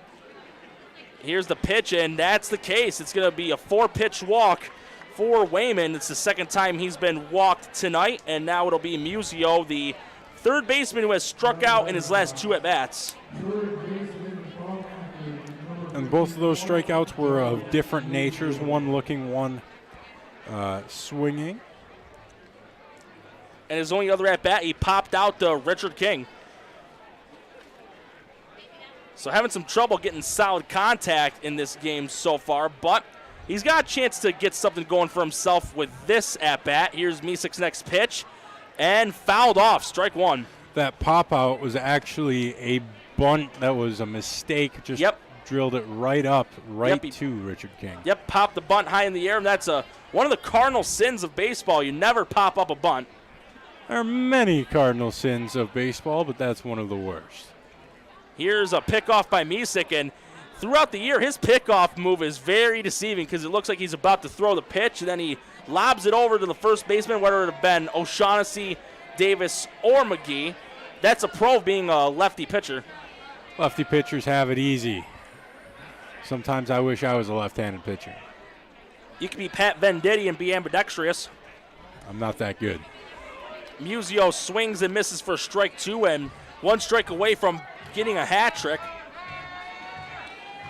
Again, there was a game where you weren't able to broadcast, but Colin and I did. There was a player that had a golden sombrero, struck out 4 times. It's always depressing when you see that. But it was not for Jamestown. Here's the pitch, and there's the hat trick. Strike 3, third straight at-bat that Musio has struck out. 0 for 4 with 3 now as Lucas Phelps, the shortstop, is up the bat. Now, Meesik is 1 out away from being able to breathe a little bit easier, but they only have 6 outs to get 3 runs. So They're going to have to put their mind and focus up on that ball. I wouldn't want a complete game shutout against you.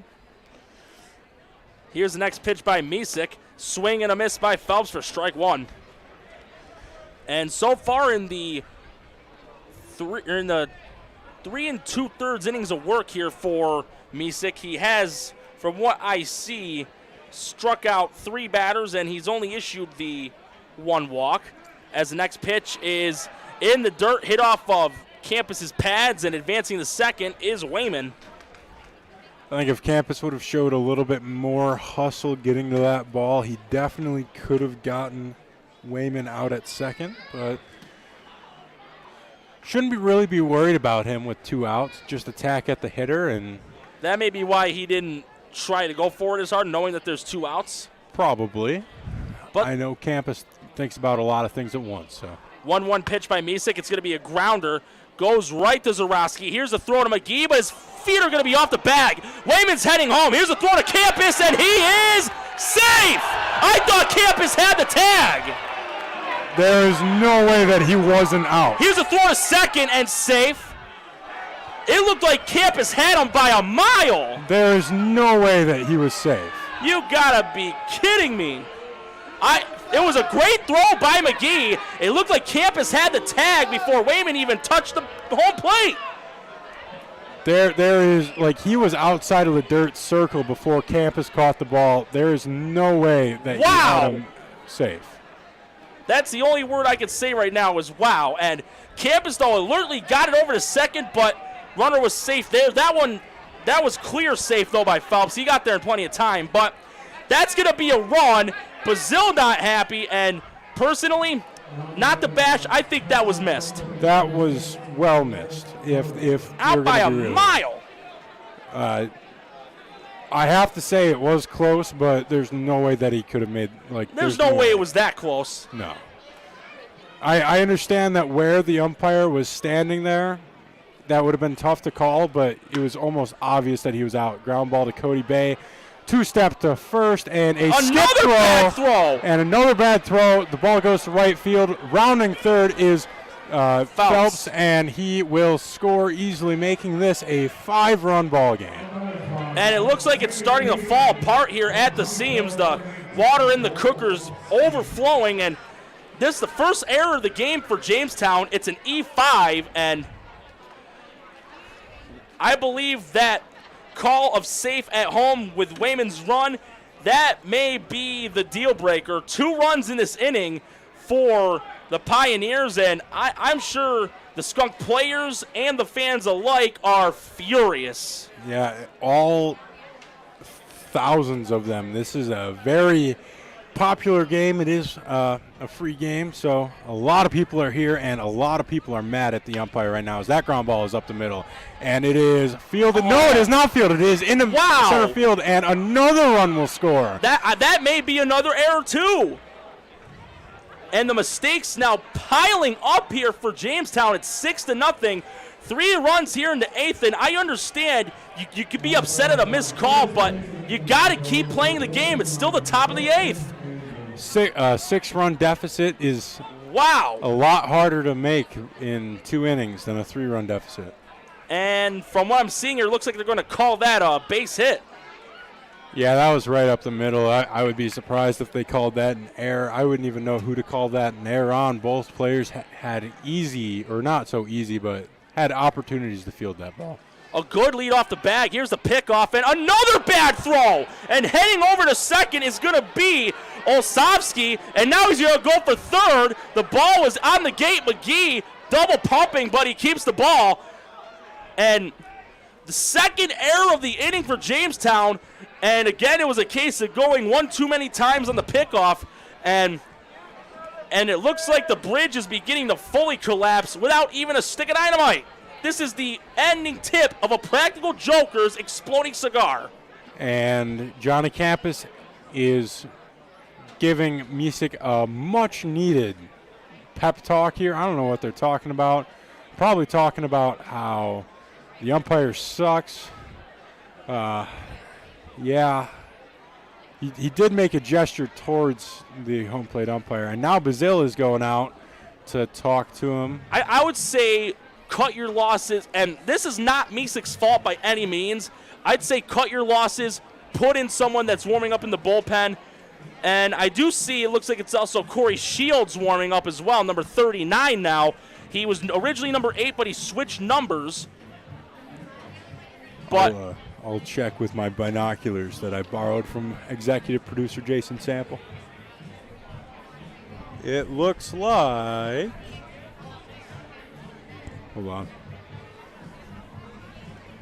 I'm too shaky. I'm so Bazile's mad. having a long conference here on the mound, but the home plate umpire about to break it up. And ever since, you and I are agreeing with this, ever since that missed call at home, it's just been one disaster after another. The typhoon is hit, and luckily there's no fallen debris here. That's what it's like. Definitely so. I can't find the right number. It looked to be 39. That's Corey Shields. That is Corey Shields. You're right. He did switch numbers. I didn't get a chance to tell you that. He switched from 8 to 39. You know what? I'm just going to write that down on here then. Yep, I've got it on mine as well, but right now it's going to be Justin Hanley at the first baseman up to bat, and the last 3 at-bats there's been a single, and there's also been an E5 and a single, again with an RBI, and there was also an E1 on Misik trying to pick off the runner at first at the time, which was Osofsky, but he was able to advance to third base as Misik behind here in the count 1-0. Here's his next pitch. Swing and a miss, strike 1. About your thought of taking Misik out right now, I really don't think that's a good idea because like the guy who went 0 for 78, the Yankee Didi Gregorius, if you take him out, the 1-1 is low, and the run's going to be safe. And everyone is upset, but at least Misik can pitch from the windup now. Yep, nobody on base. Maybe that's what he needs. But I don't mean to cut you off, but no I never meant that in a bad way. But maybe getting a fresh guy on the belt would maybe alleviate it. I get that, but I'm more worried about, if he gets taken out now, how is his morale going to be, right? Right. I can relate to that too. I understand that. Like keep him in, get him to work out of this as the 2-1 is in the inside corner for strike 2, evening the counts. And we got the triple deuce up there, 2 balls, 2 strikes, and 2 outs. So Misik one strike away from getting out of this. 4 runs on, I believe, just 3 hits and 2 errors by Jamestown in the inning. Here's the 2-2. And this one's going to drop into the outfield in the left for a base hit. So give Elmira a 7-7, 7 runs and 7 hits. His heart's on fire for Elmira, as now it's going to be Kyle Chmielewski, the center fielder. And the goal here for Misik, just get the 3rd out. And it looks like some of the Tarp Skunks fans here are funneling towards the exits. Just a little bit, though. Some diehard fans are still here. Especially the Pew crew. They're always loyal. Here's the next pitch by Misik, and that's inside for a ball. And by far, this has been the longest inning of this ball game, and it's pretty much just been a time loop living over and over and over, just like Bill Murray on Groundhog Day, seeing the same stuff as the next pitch hits the outside corner for a strike, evens the count at 1s. That's all he needs right there, strike 1, making a 1-1 count, battling back, just keep throwing strikes.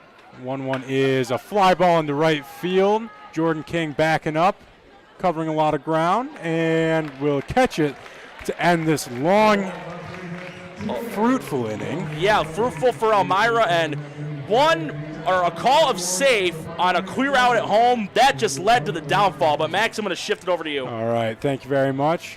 Guys, I'd like to tell you that support for WRFA is brought to you in part by the Whirlybird Music and Arts Festival.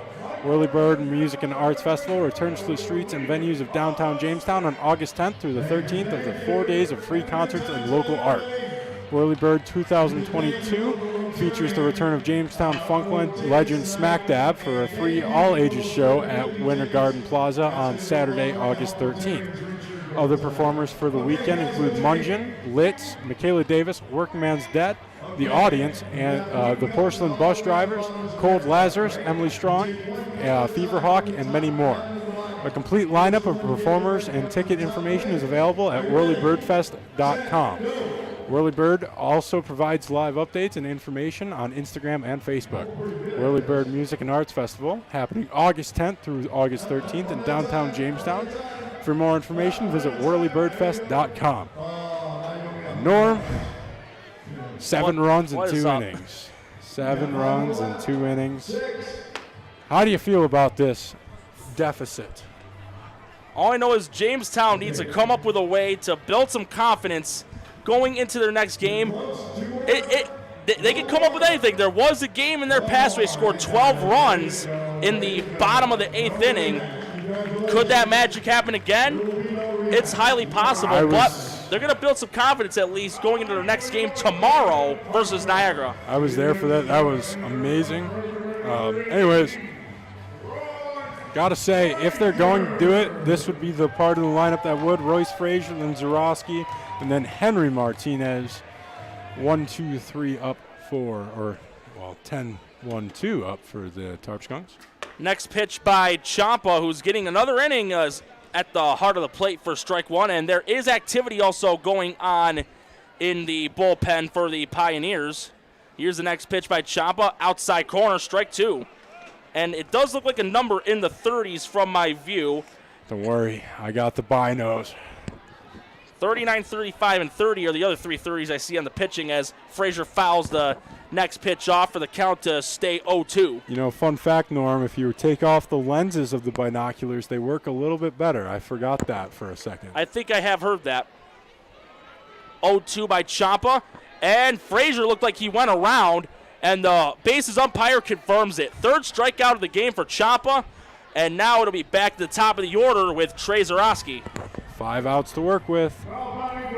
Never a good sign. Yep, the kettle has been forged in fire where it's that bright orangish red color, equally like the burnt orange of Texas Longhorn sports. Jamestown's got to do something. Here's the next pitch by Ciampa. Zarowski hits it through into center, a base hit. So 2nd hit of the game for Zarowski, 7th hit as a team. And now it's going to be Henry Martinez, the center fielder. A wise man once told me, if you're going to throw a ball right down the middle, beware to chuck and duck. That ball was right down the middle. It was a fastball. It was straight, and, Zarowski got all of it right back up the middle. You could probably hear that whizzing right by your head. And from getting a closer, it looks like it's number 35, which would be Jarek Podest. He's from Vestal, New York, a freshman at Elmira College. A big lead off the bat, Zarowski. And here's it's a deceiving trick here by Jamestown, because if that throw would have been tossed there by Murad, I don't know if Zarowski would have made it to the bag in time, because he had that suicide jump. It was a very long lead. Longer than Willie Mays Hayes, like you like to say. Yeah, just a little bit. Another and a pickoff move. Back in time. Gets dirty, though. Always good to get dirty. My mom never liked it when I played. But coaches always encourage your uniforms to get dirty. And plus, when you got clubhouse managers that get the job done well, those jerseys will always be clean. Scotty James. 1-0 count. Here's the next pitch by Ciampa. And that's inside and high. Count goes 2-0. I don't know why Ciampa is so worried about Zarowski over there. They're down, or they're up by 7. There's no way that Zarowski's going to be stealing unless they really need someone on second for some reason. So getting the sign is Ciampa. Zarowski with a good lead off the bag. Here's the pitch. Inside corner, strike 1. Almost thought it was inside for a ball, but counts 2-1. Martinez is still ahead in the count. Yeah, the 2-1 count. Oftentimes a hit and run count, but I doubt we'll see it there with this much of a deficit. Yeah, Elmira got 4 insurance runs in the top of the 8th. Here comes the next pitch by Ciampa. Martinez swings and misses, and the count goes even at 2s. And as he takes a quick break for a moment, I'm wondering if he's thinking, I wish I had that one back. Yeah, he definitely is. That pitch was in the zone. It was a good pitch, don't get me wrong. It was a breaking ball that looked good. Even looked like it was hanging for the first part of the pitch, but ended up in the dirt. So counts even at 2-2. Here's the pitch by Ciampa, and that's low and inside. Count goes full. I think he was expecting the good old strike 3 the call. heave-ho. The nice little punch out, as one of my old substitute teachers would have called it.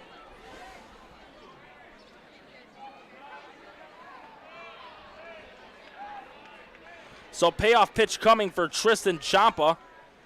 He's got 2 walks and 2 strikeouts in 7 1/3 innings.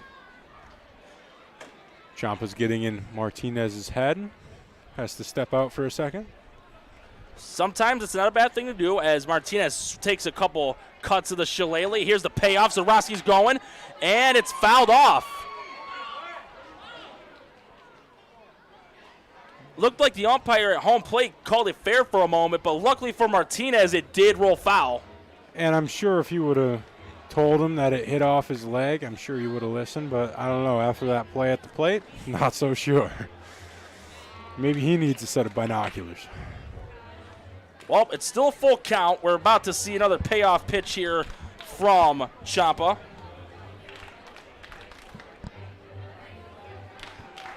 Martinez taking a long pause, but he is ready for another payoff pitch. Zarowski's got a good lead off of first base. Let's see if he takes off again. Here's the pitch. Fouled off, hits off the netting of the grandstands. Count still full. We'll have take 3 of the payoff pitch. So we're going to see a trilogy here. Almost hit the camera crew over there.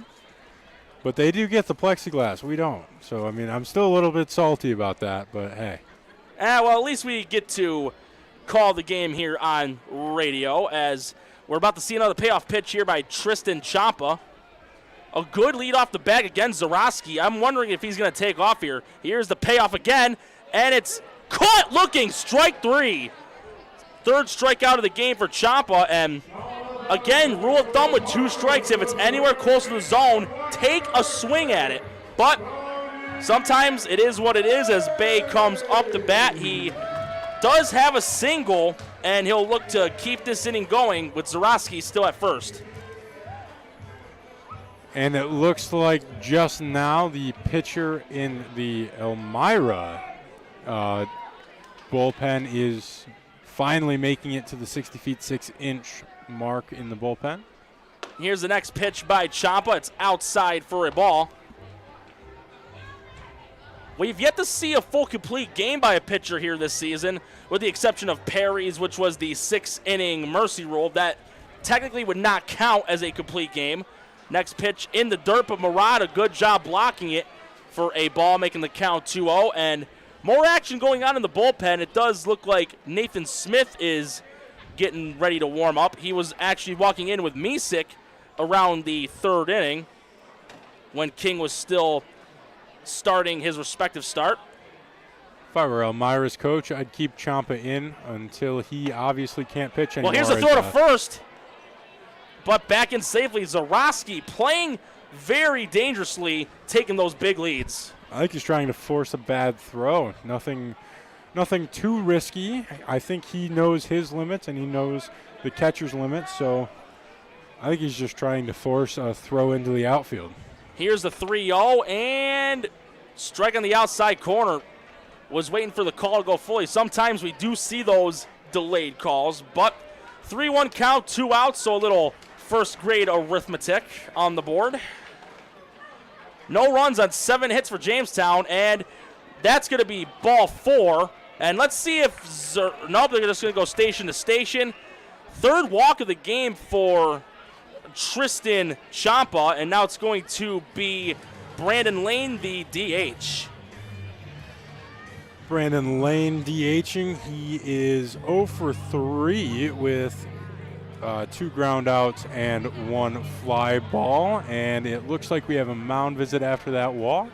Indeed, and also Again, Podsek is warming up in the bullpen for the Pioneers. There was also somebody else doing some warm-ups as well. It was number 46 for Elmira. It's Nick Ficcaro. He's a submarine-style pitcher. We've seen him pitch here before. But it looks like Ciampa's going to stay in. There is 2 outs, so they'll probably look for him to finish the 8th inning at the minimum. The umpire breaking up this chat. Doesn't want this to take too much time off the clock. We all got places to be at home.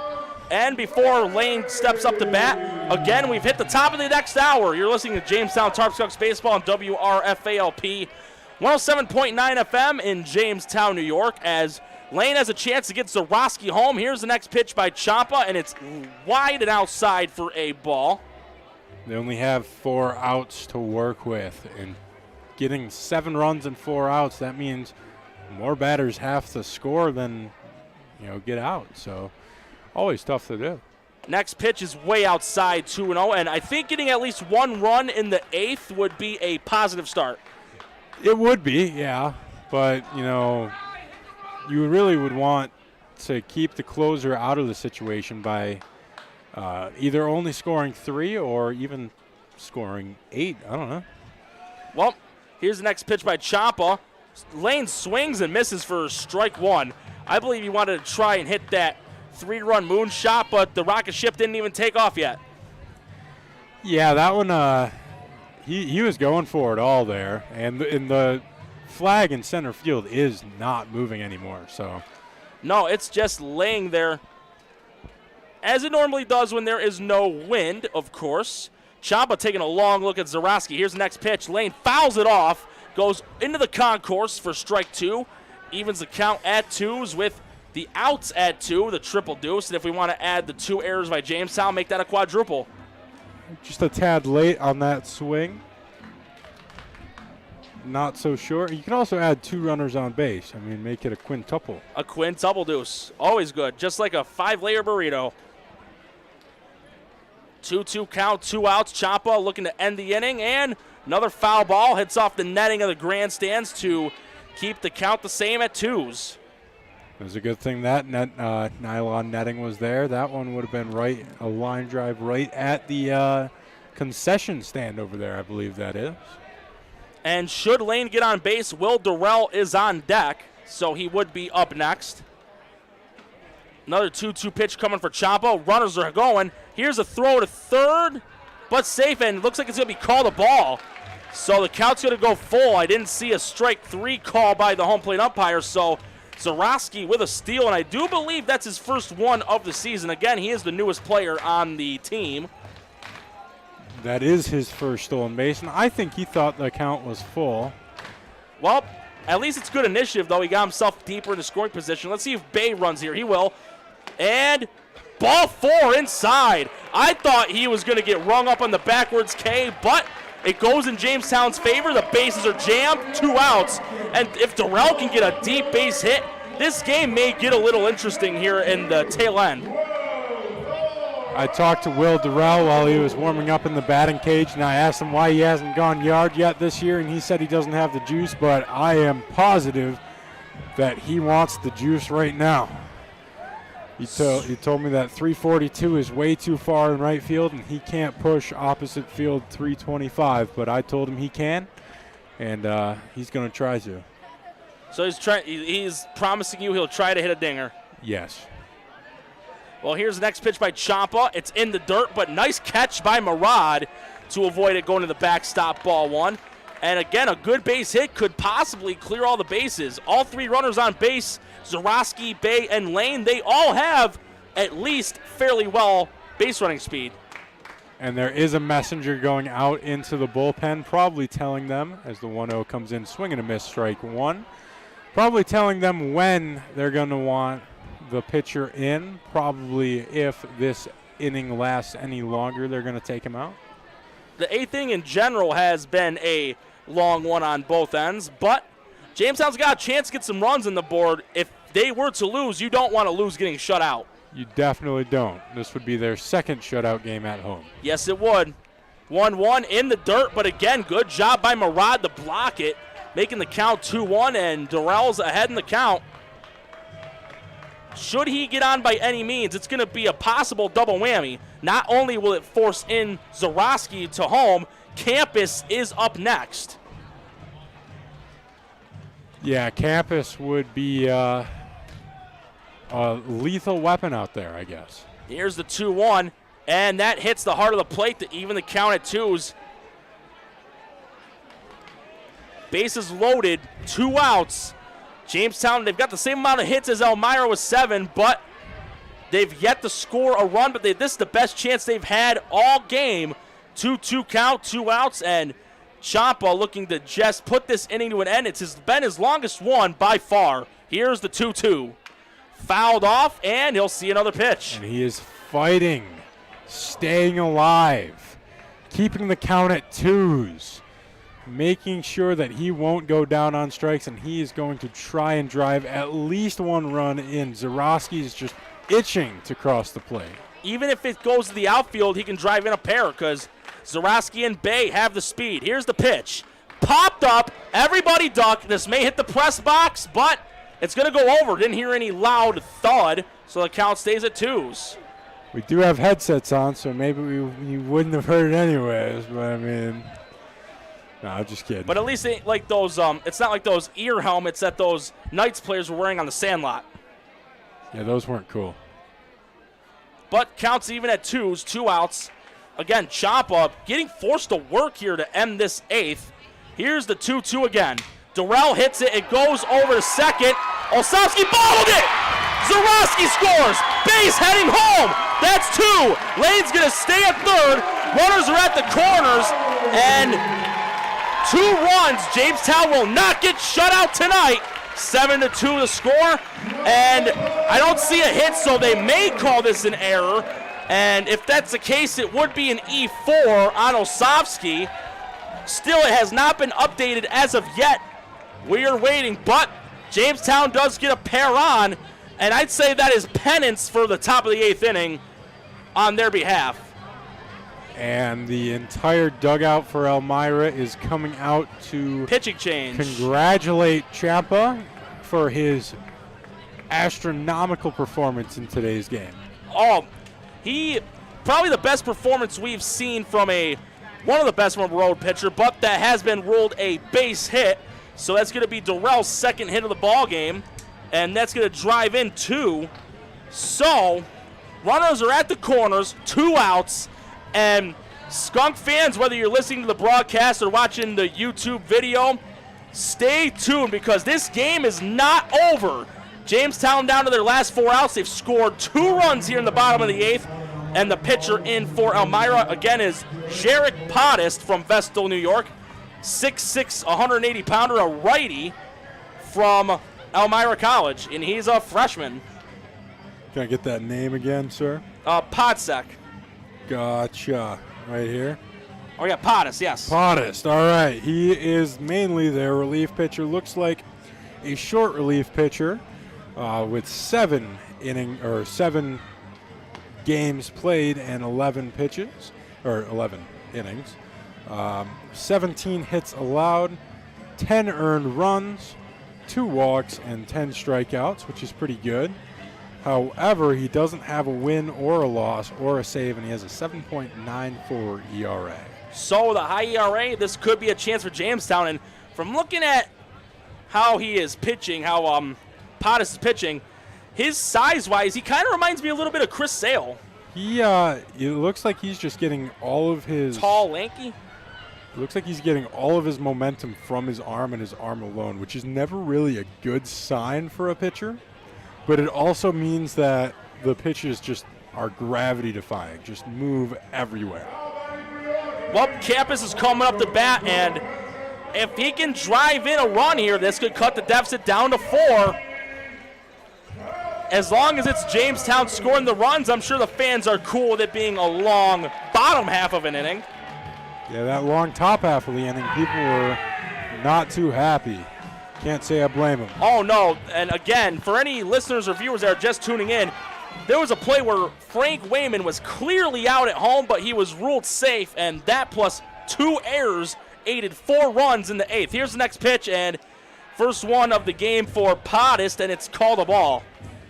Good take by Johnny Campus. It was a little bit low and inside. Very good. If you would have gotten good wood on that, that would have done some damage, but Johnny Campus is really going to try and just hit as hard as he can. Next pitch is fouled. That one is deep into right field and foul. That'll even the count at 1s, and that shows Campus can smack the ball like he's mad at it. Counts even at 1s with 2 outs. Runners are at the corners, and if he can get Lane home, that'll cut the deficit to 4, and Nate Johnson, he is due up. He's on deck after Campus should he get on base. Counts even at 1s. Next pitch by Podest. That's low, 2-1. I'm sure Johnny Campus is upset today. Can't say I blame him after that tag out at home that wasn't out. It was clear. Clear as was day. clear. And I don't mean to sound bashy or anything, but you and I both throughout the year have called it how we see it, as the next pitch was fouled back to even the count at 2s. Yeah. But now we got a 2-2 count, similar to the situation Will Durrell was in. And with that, Durrell did hit that 2 RBI single. 7-2 here in favor of Elmira. 2 runs in the inning for the Skunks. Here's the next pitch, and outside corner caught looking, and I don't know why Campus didn't even try to swing at that. When it's close to the zone, you should swing, and Campus not happy. He thought it was outside, but that's going to conclude 8 innings. Jamestown does get 2 runs on the board, and we'll be back for the 9th inning right here on WRFA.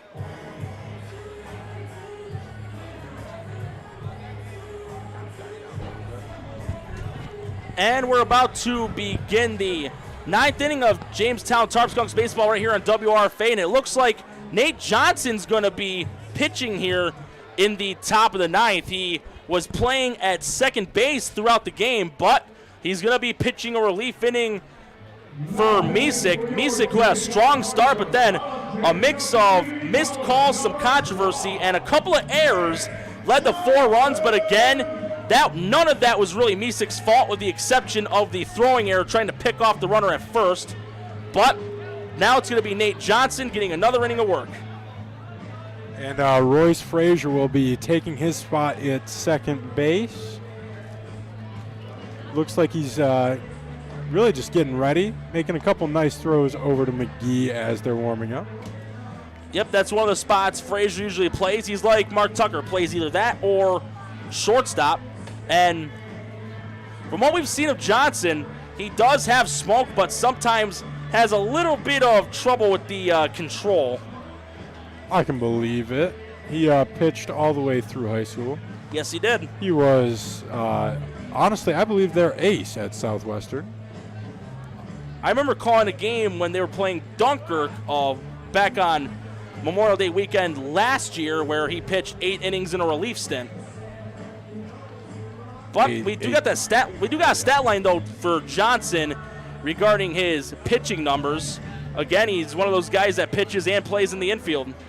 Yeah, he pitched 3 games so far this year with 5.2 innings, with 4 hits and 4 runs. Only 1 earned run though, so it's not all on him. He's allowed 6 walks and only struck out 3 people. Never had a win or a loss or a save, and he's got a low 1.59 ERA. As long as the ERA is low, that's what matters. And I believe of all the pitchers that have pitched for Jamestown this season, that is the best on the team, as it's going to be the top of the order with Mandler, Smith, and Marsh due up. In fact, it is, but 5 2/3 innings Right. is not a big sample size. So, Well, here's Johnson's first pitch of the night, and swung on and missed for strike one. way to attack the zone to start it out. Mandler, he is 0 for 4 on the night. Next pitch hits the outside corner for strike two, and there is going to be, we still got a lot of home baseball left. The next game is on the 11th here at Dietrich. Jamestown will be hosting the Geneva Red Wings. His next pitch by Johnson hits the dirt for ball one, but tomorrow they are on the road as they'll be taking on the Niagara Power, where both teams have routed each other in different games respectively. But counts 1 and 2 as Mandler will look to get his first hit of the game. Elmira 7 runs on the 7 hits and no errors. Here's Johnson's 1-2, and that's high. Evens the count at deuces. That pitch, not so sure what he was planning on doing. Maybe he was trying to get a swing and a miss for strike 3. It was an elevated fastball. Top of the stairs as this one's hit to short. Fielded there cleanly by Zarowski and to McGee in plenty of time. 6-3.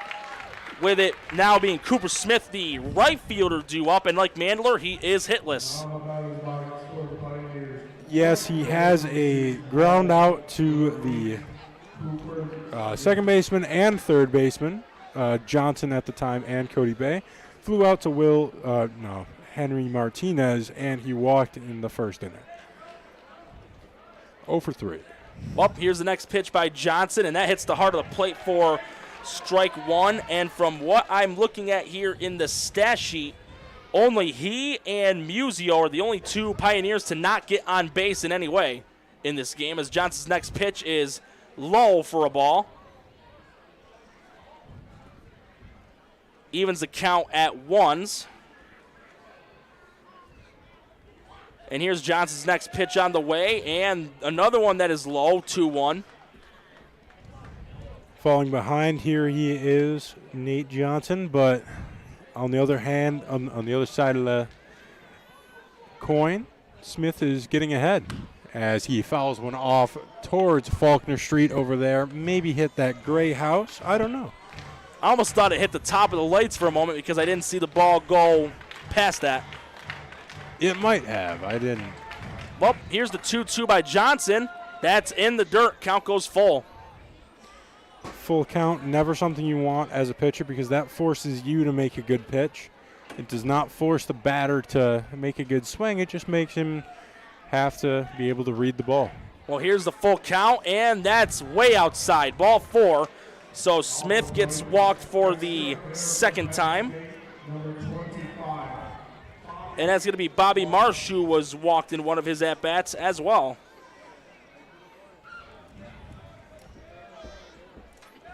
Bobby Marsh got stranded out there at second. He flew out to Durrell twice and grounded out to McGee in his last at-bat.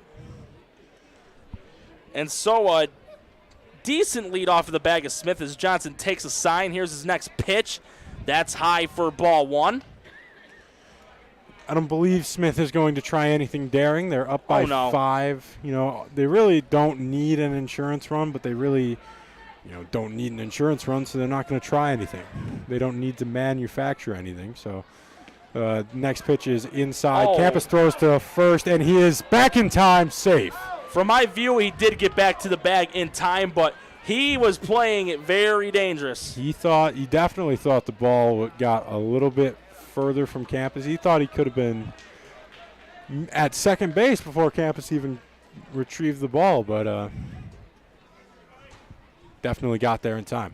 Well, here's the 2-0 by Johnson, and this one's going to go into right, a base hit. And advancing to third is going to be Smith. Staying at first will be Marsh. That is his first hit of the game, and now it's going to be Frank Wayman, the DH, who had that, what we like to say, quote-unquote, safe call his favor at home. Yeah, that's an issue. Campus is giving his team some signs as he is the captain, the field general. Double play situation is in order. We might actually see Marsh on the move here. To eliminate it? To eliminate the double play ball with the runner on third. I wouldn't be surprised, but you know, with a 5-run lead, do you really need to? That's the only question. Well, even 5 runs, you don't want to get too comfortable. Here's the pickoff by Johnson, but back in safely is Marsh. Johnson is thinking exactly what I'm thinking, that he's going to be moving on first movement, maybe. I don't know. But again, Wayman, he's walked twice. He's still looking for his first hit. Next pitch is fouled off, making the count 0-1. And it almost got a fan that was walking in the bleachers, or unless it inadvertently grazed them, but counts 0-1. Johnson getting another ball. And they're calling catcher's interference. Wow, so it's going to be a free base, and bases are loaded with just 1 out. And now it's going to be Joe Musio, who has struck out 3 times. So you may get a chance to see that golden sombrero. And so I didn't quite catch that. So what did Campus do for the home plate umpire to call that? when you swing at the bat and the bat hits the catcher's glove or anything to do with the catcher, that's catcher's interference, and you get a free base. Okay, I knew what it meant personally. I just didn't see it occur. But next pitch by Johnson is high for ball 1. And if you notice, the infield is playing in. They're sacrificing the double play option to cut down the run and keep it at a 5-run game. The goal for Musio right here is to hit it as hard as he can to get it through the infield. Next pitch is called a strike, hitting the heart of the plate. I think Johnson knows about the golden sombrero opportunity, and I think he's going for it right here. 1-1 for Johnson, and fouled off onto the netting of the grandstands for strike 2. So a strikeout would be very huge here for Johnson. But also from first to home, it is all bases force out, all systems go. 1-2 count, 1 out. Here comes the next pitch by Johnson. Oh, I thought that was going to be strike 3. It looked like it hit the heart of the plate, but it looks like that strike zone is starting to shrink a little bit. Yeah, he's got him thrown into a soup can here today. Or threading that needle. Can't say I'm too happy with that. Wow. But here's a 2-2 for Johnson. This one's going to go into right, a base hit.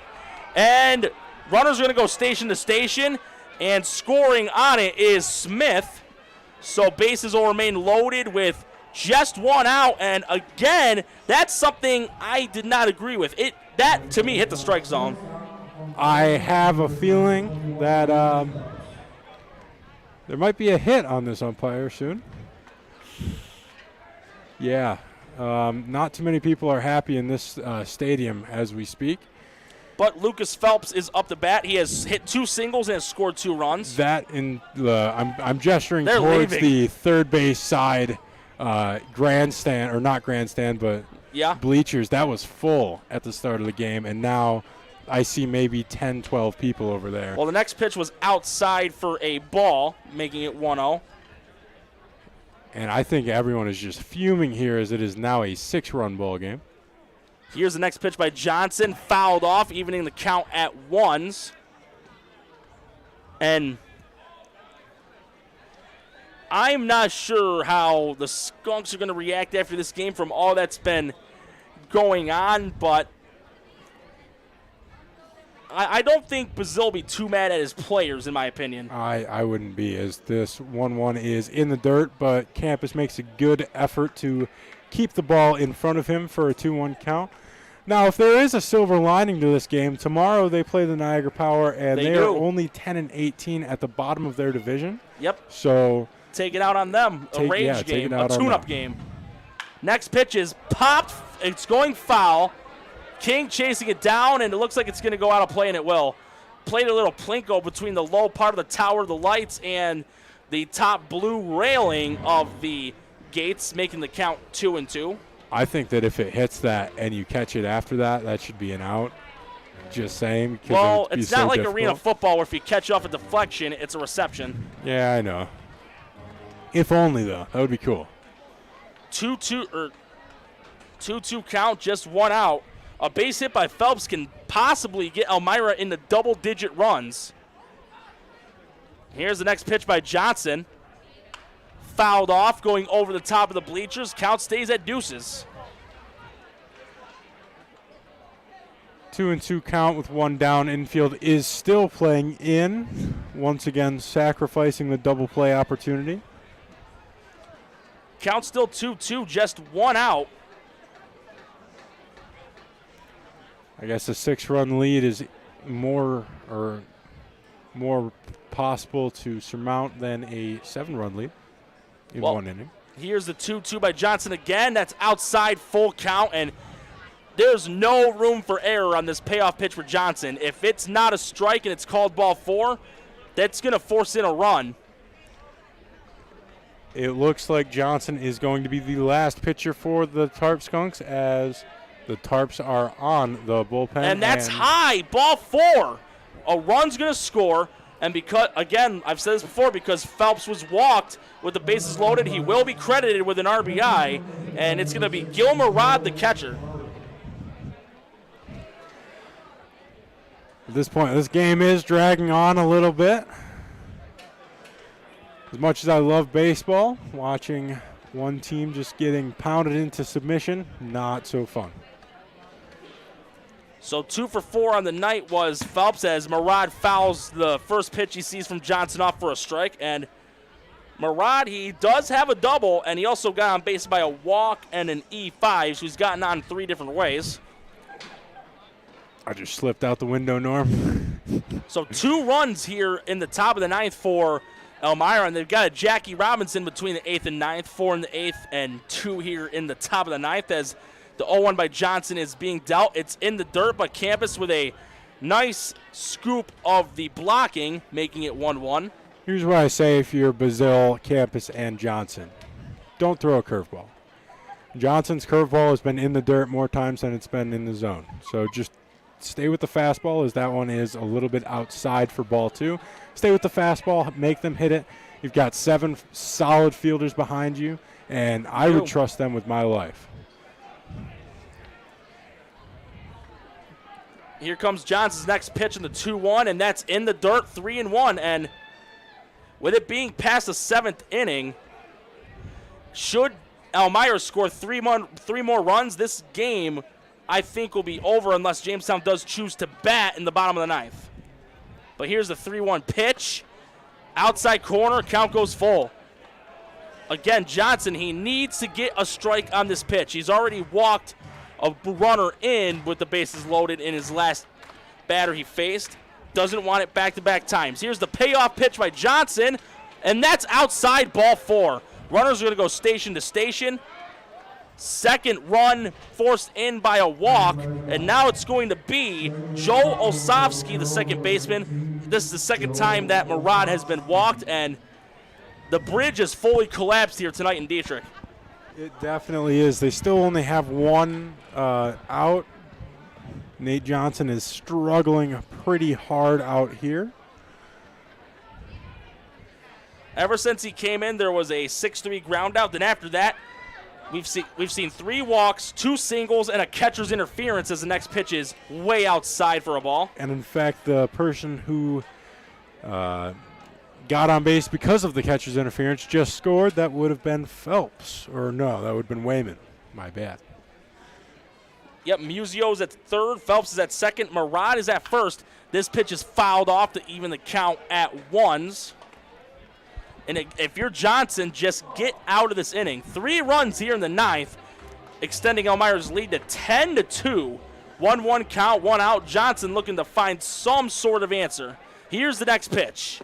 That's low, 2-1. And Johnson, he's been struggling a little bit with finding the right pitches, and I think the control's starting to go on a downward trend as well.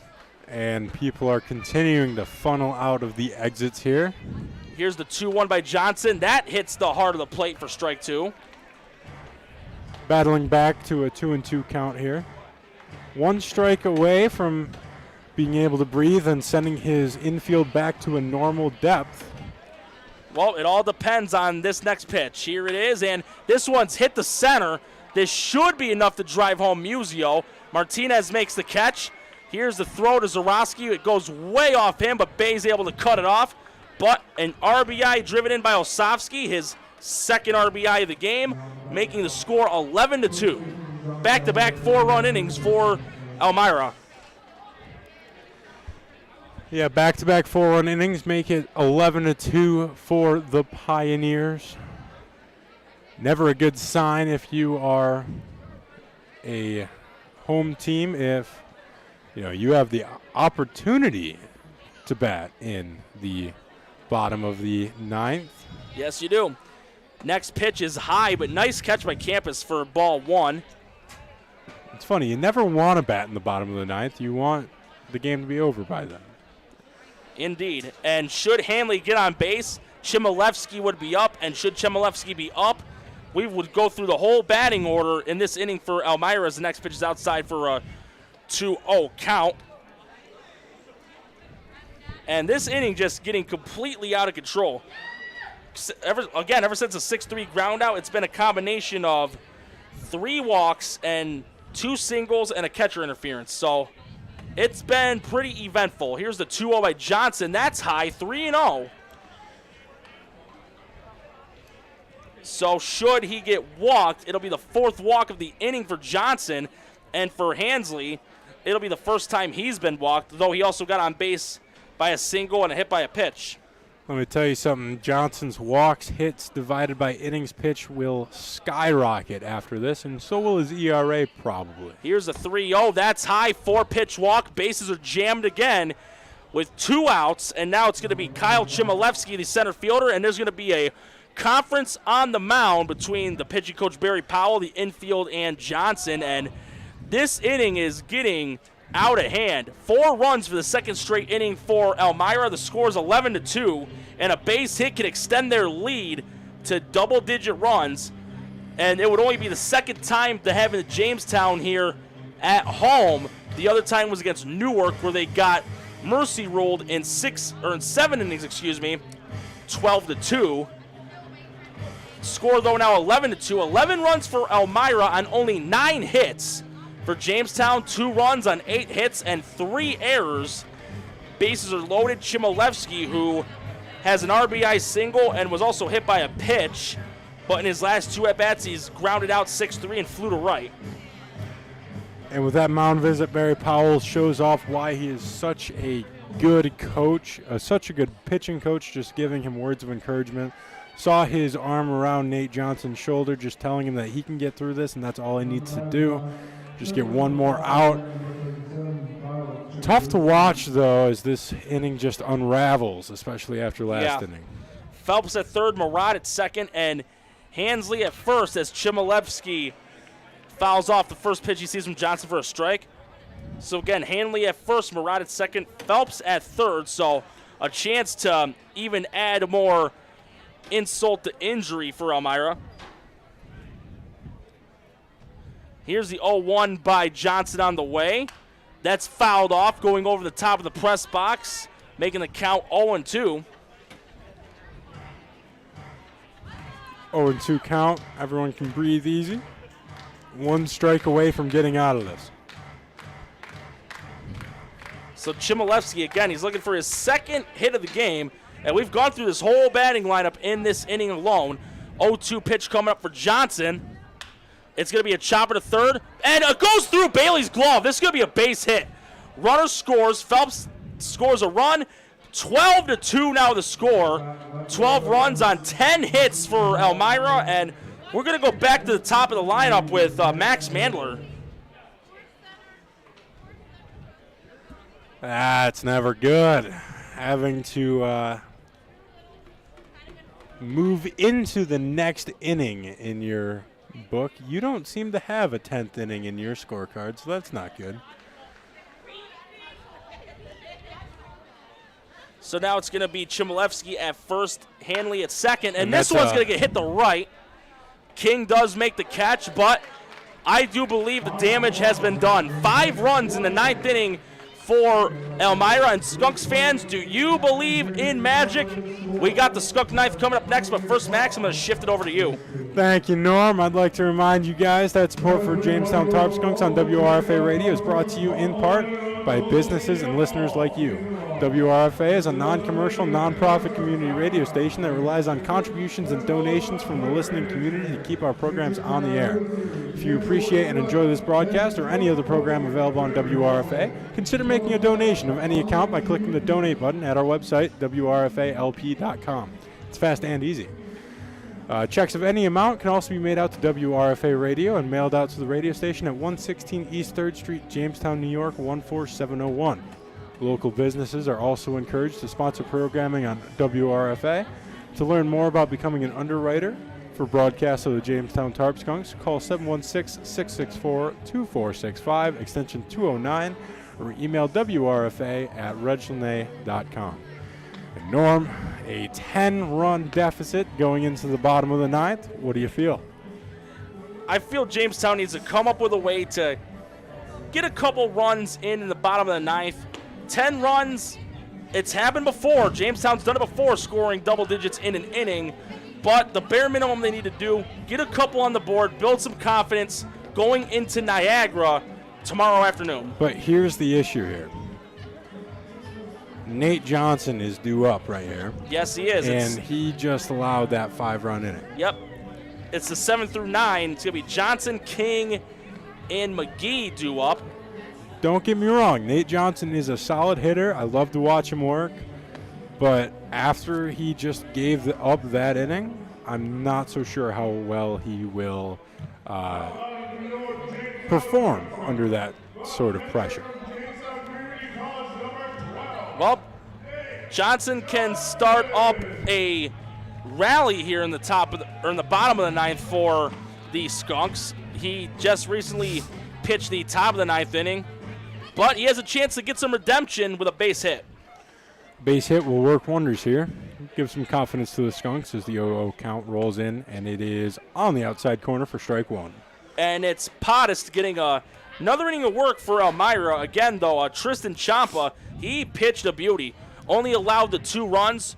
He struck out 3 and had 4 walks, but he did get it done as the next pitch was called a ball. Just a tad bit inside. Here's the 1-1 on the way. This one's popped up. It is in play. Chasing it's Hanley, and he'll make the catch for the first out. I respect Nate Johnson for not throwing his bat into the ground after that. That's probably something I would have done. I'm not a very emotional player, but I definitely, after allowing that inning, I probably would need to buy a new bat after that. Well, King getting some practice cuts, and again, it's Jarek Pottis getting another inning of work for Elmira, as he's about to throw his next pitch, this time to Jordan King. And it hits the outside corner for strike one. And from looking at Pottis more, his pitching style, it's kind of a mix of Hideo Nomo's almost tornado style of a pitch, as well as Luis Tiant when he was pitching for the Red Sox. His little back motion, a backwards corkscrew, I would say, as the next pitch was ruled the ball outside. Speaking of tornadoes, have you ever tried making a tornado omelet? That's the one where you make it with the chopsticks. I have seen that before, but I've never done it myself, as the next pitch is outside for a ball, making the count 2-1. I've tried it before, but I failed miserably, so I don't know. I'm not the best cook.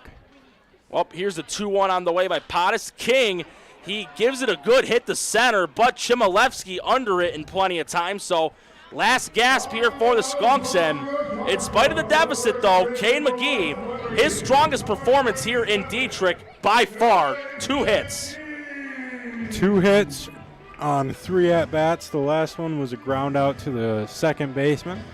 The second hit was, towards the right side of the infield, and he got on base on something trivial. They thought he was out. They called him out, actually. But then they overturned it. And the first hit was a nice line drive rope to left field. Here's the next pitch by Pottis. McGee hits it. It's going to go foul. It bounced fair, then went foul, so very fortunate for Musio because it looked like McGee was going to get there in time.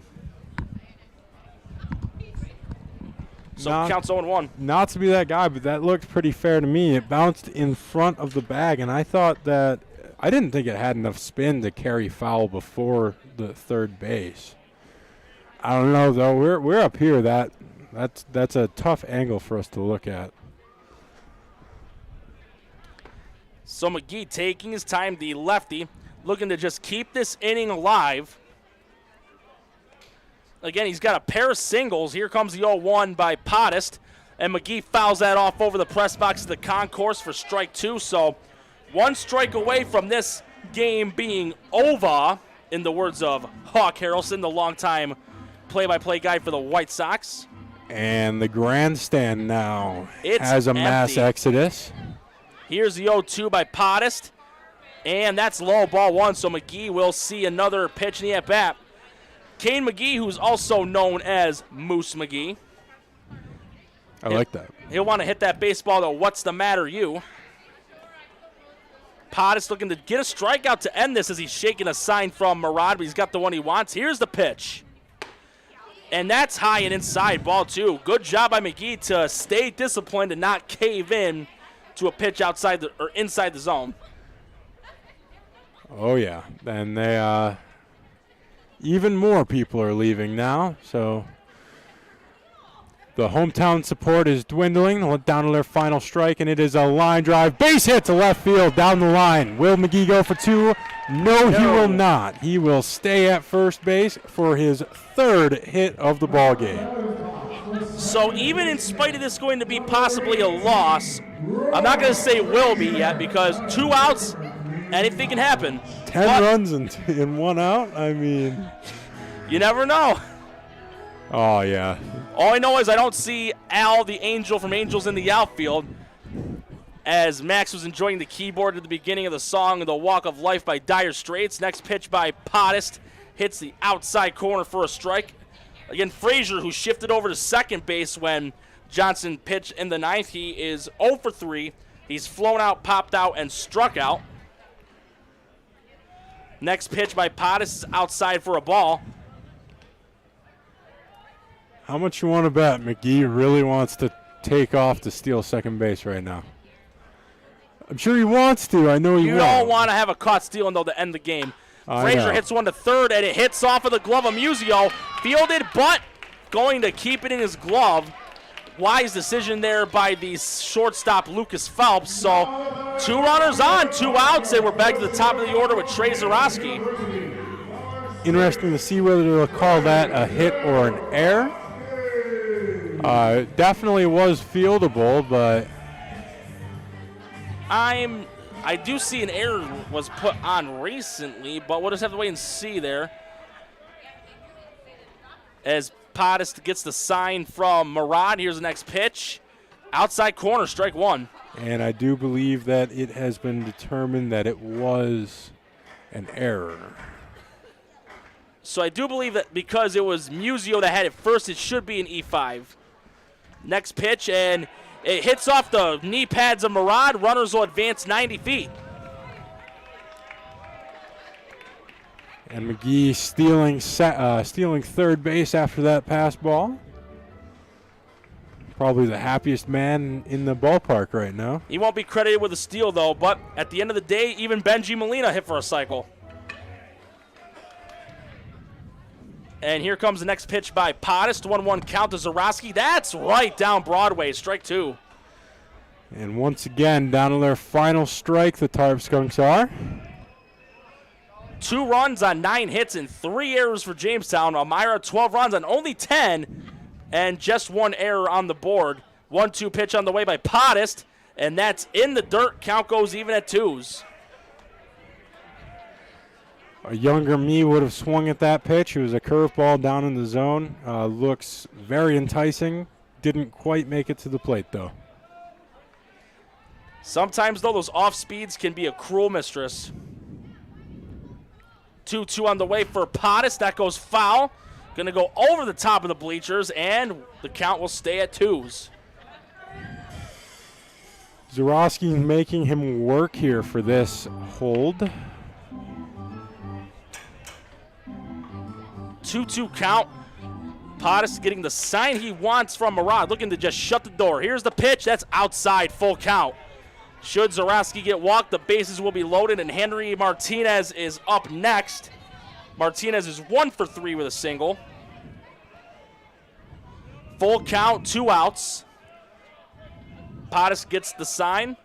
3-2 pitch, and that one's going to get hit the left. Chasing gets Mandler, and he'll make the catch, and that is the ball game. Skunks get, I got to be honest, they get annihilated at home tonight, 12-2, but they are on the road tomorrow against Niagara, and they'll be back home on Monday, in which they will take on the Geneva Red Wings.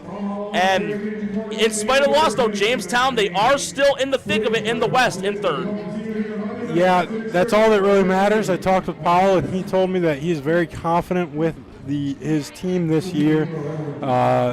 He said top 4 teams make it to the playoffs, and I gave him a reassuring, yeah, you guys will make it top 4, I promise. Oh, they got more than enough talent to be able to get there. They're still in third, so there's plenty of games left, even though it's starting to shrink down a little bit to where they can maybe jump to the 2 spot, because it's going to take a lot of work to catch up to Utica, especially when they were on their 14-game winning streak. But, Max, any final words? Honestly, very depressing for the Tarp Skunks to lose in this manner, but it happens to the best of us. I know. Indeed. My favorite team, the Yankees, don't exactly win every game, and I know sometimes they lose quite miserably. So yeah, they do sometimes. Yeah. Everyone does. But that's going to do it for tonight's coverage of Jamestown Tarp Skunk Baseball on WRFA, with the final score one more time being your Skunks losing to Elmira 12-2. Thank you to our studio engineer, Anthony Merchant, and also to our WRFA intern, one of the dynamic duo, Max Pinjator. For my broadcast partner, Max Pinjator, along with our executive producer, Jason Sample, as he puts on the sunglasses with pride. I'm Norm Rodriguez saying thank you for listening to Jamestown Tarp Skunks Baseball on WRFA. Until next time.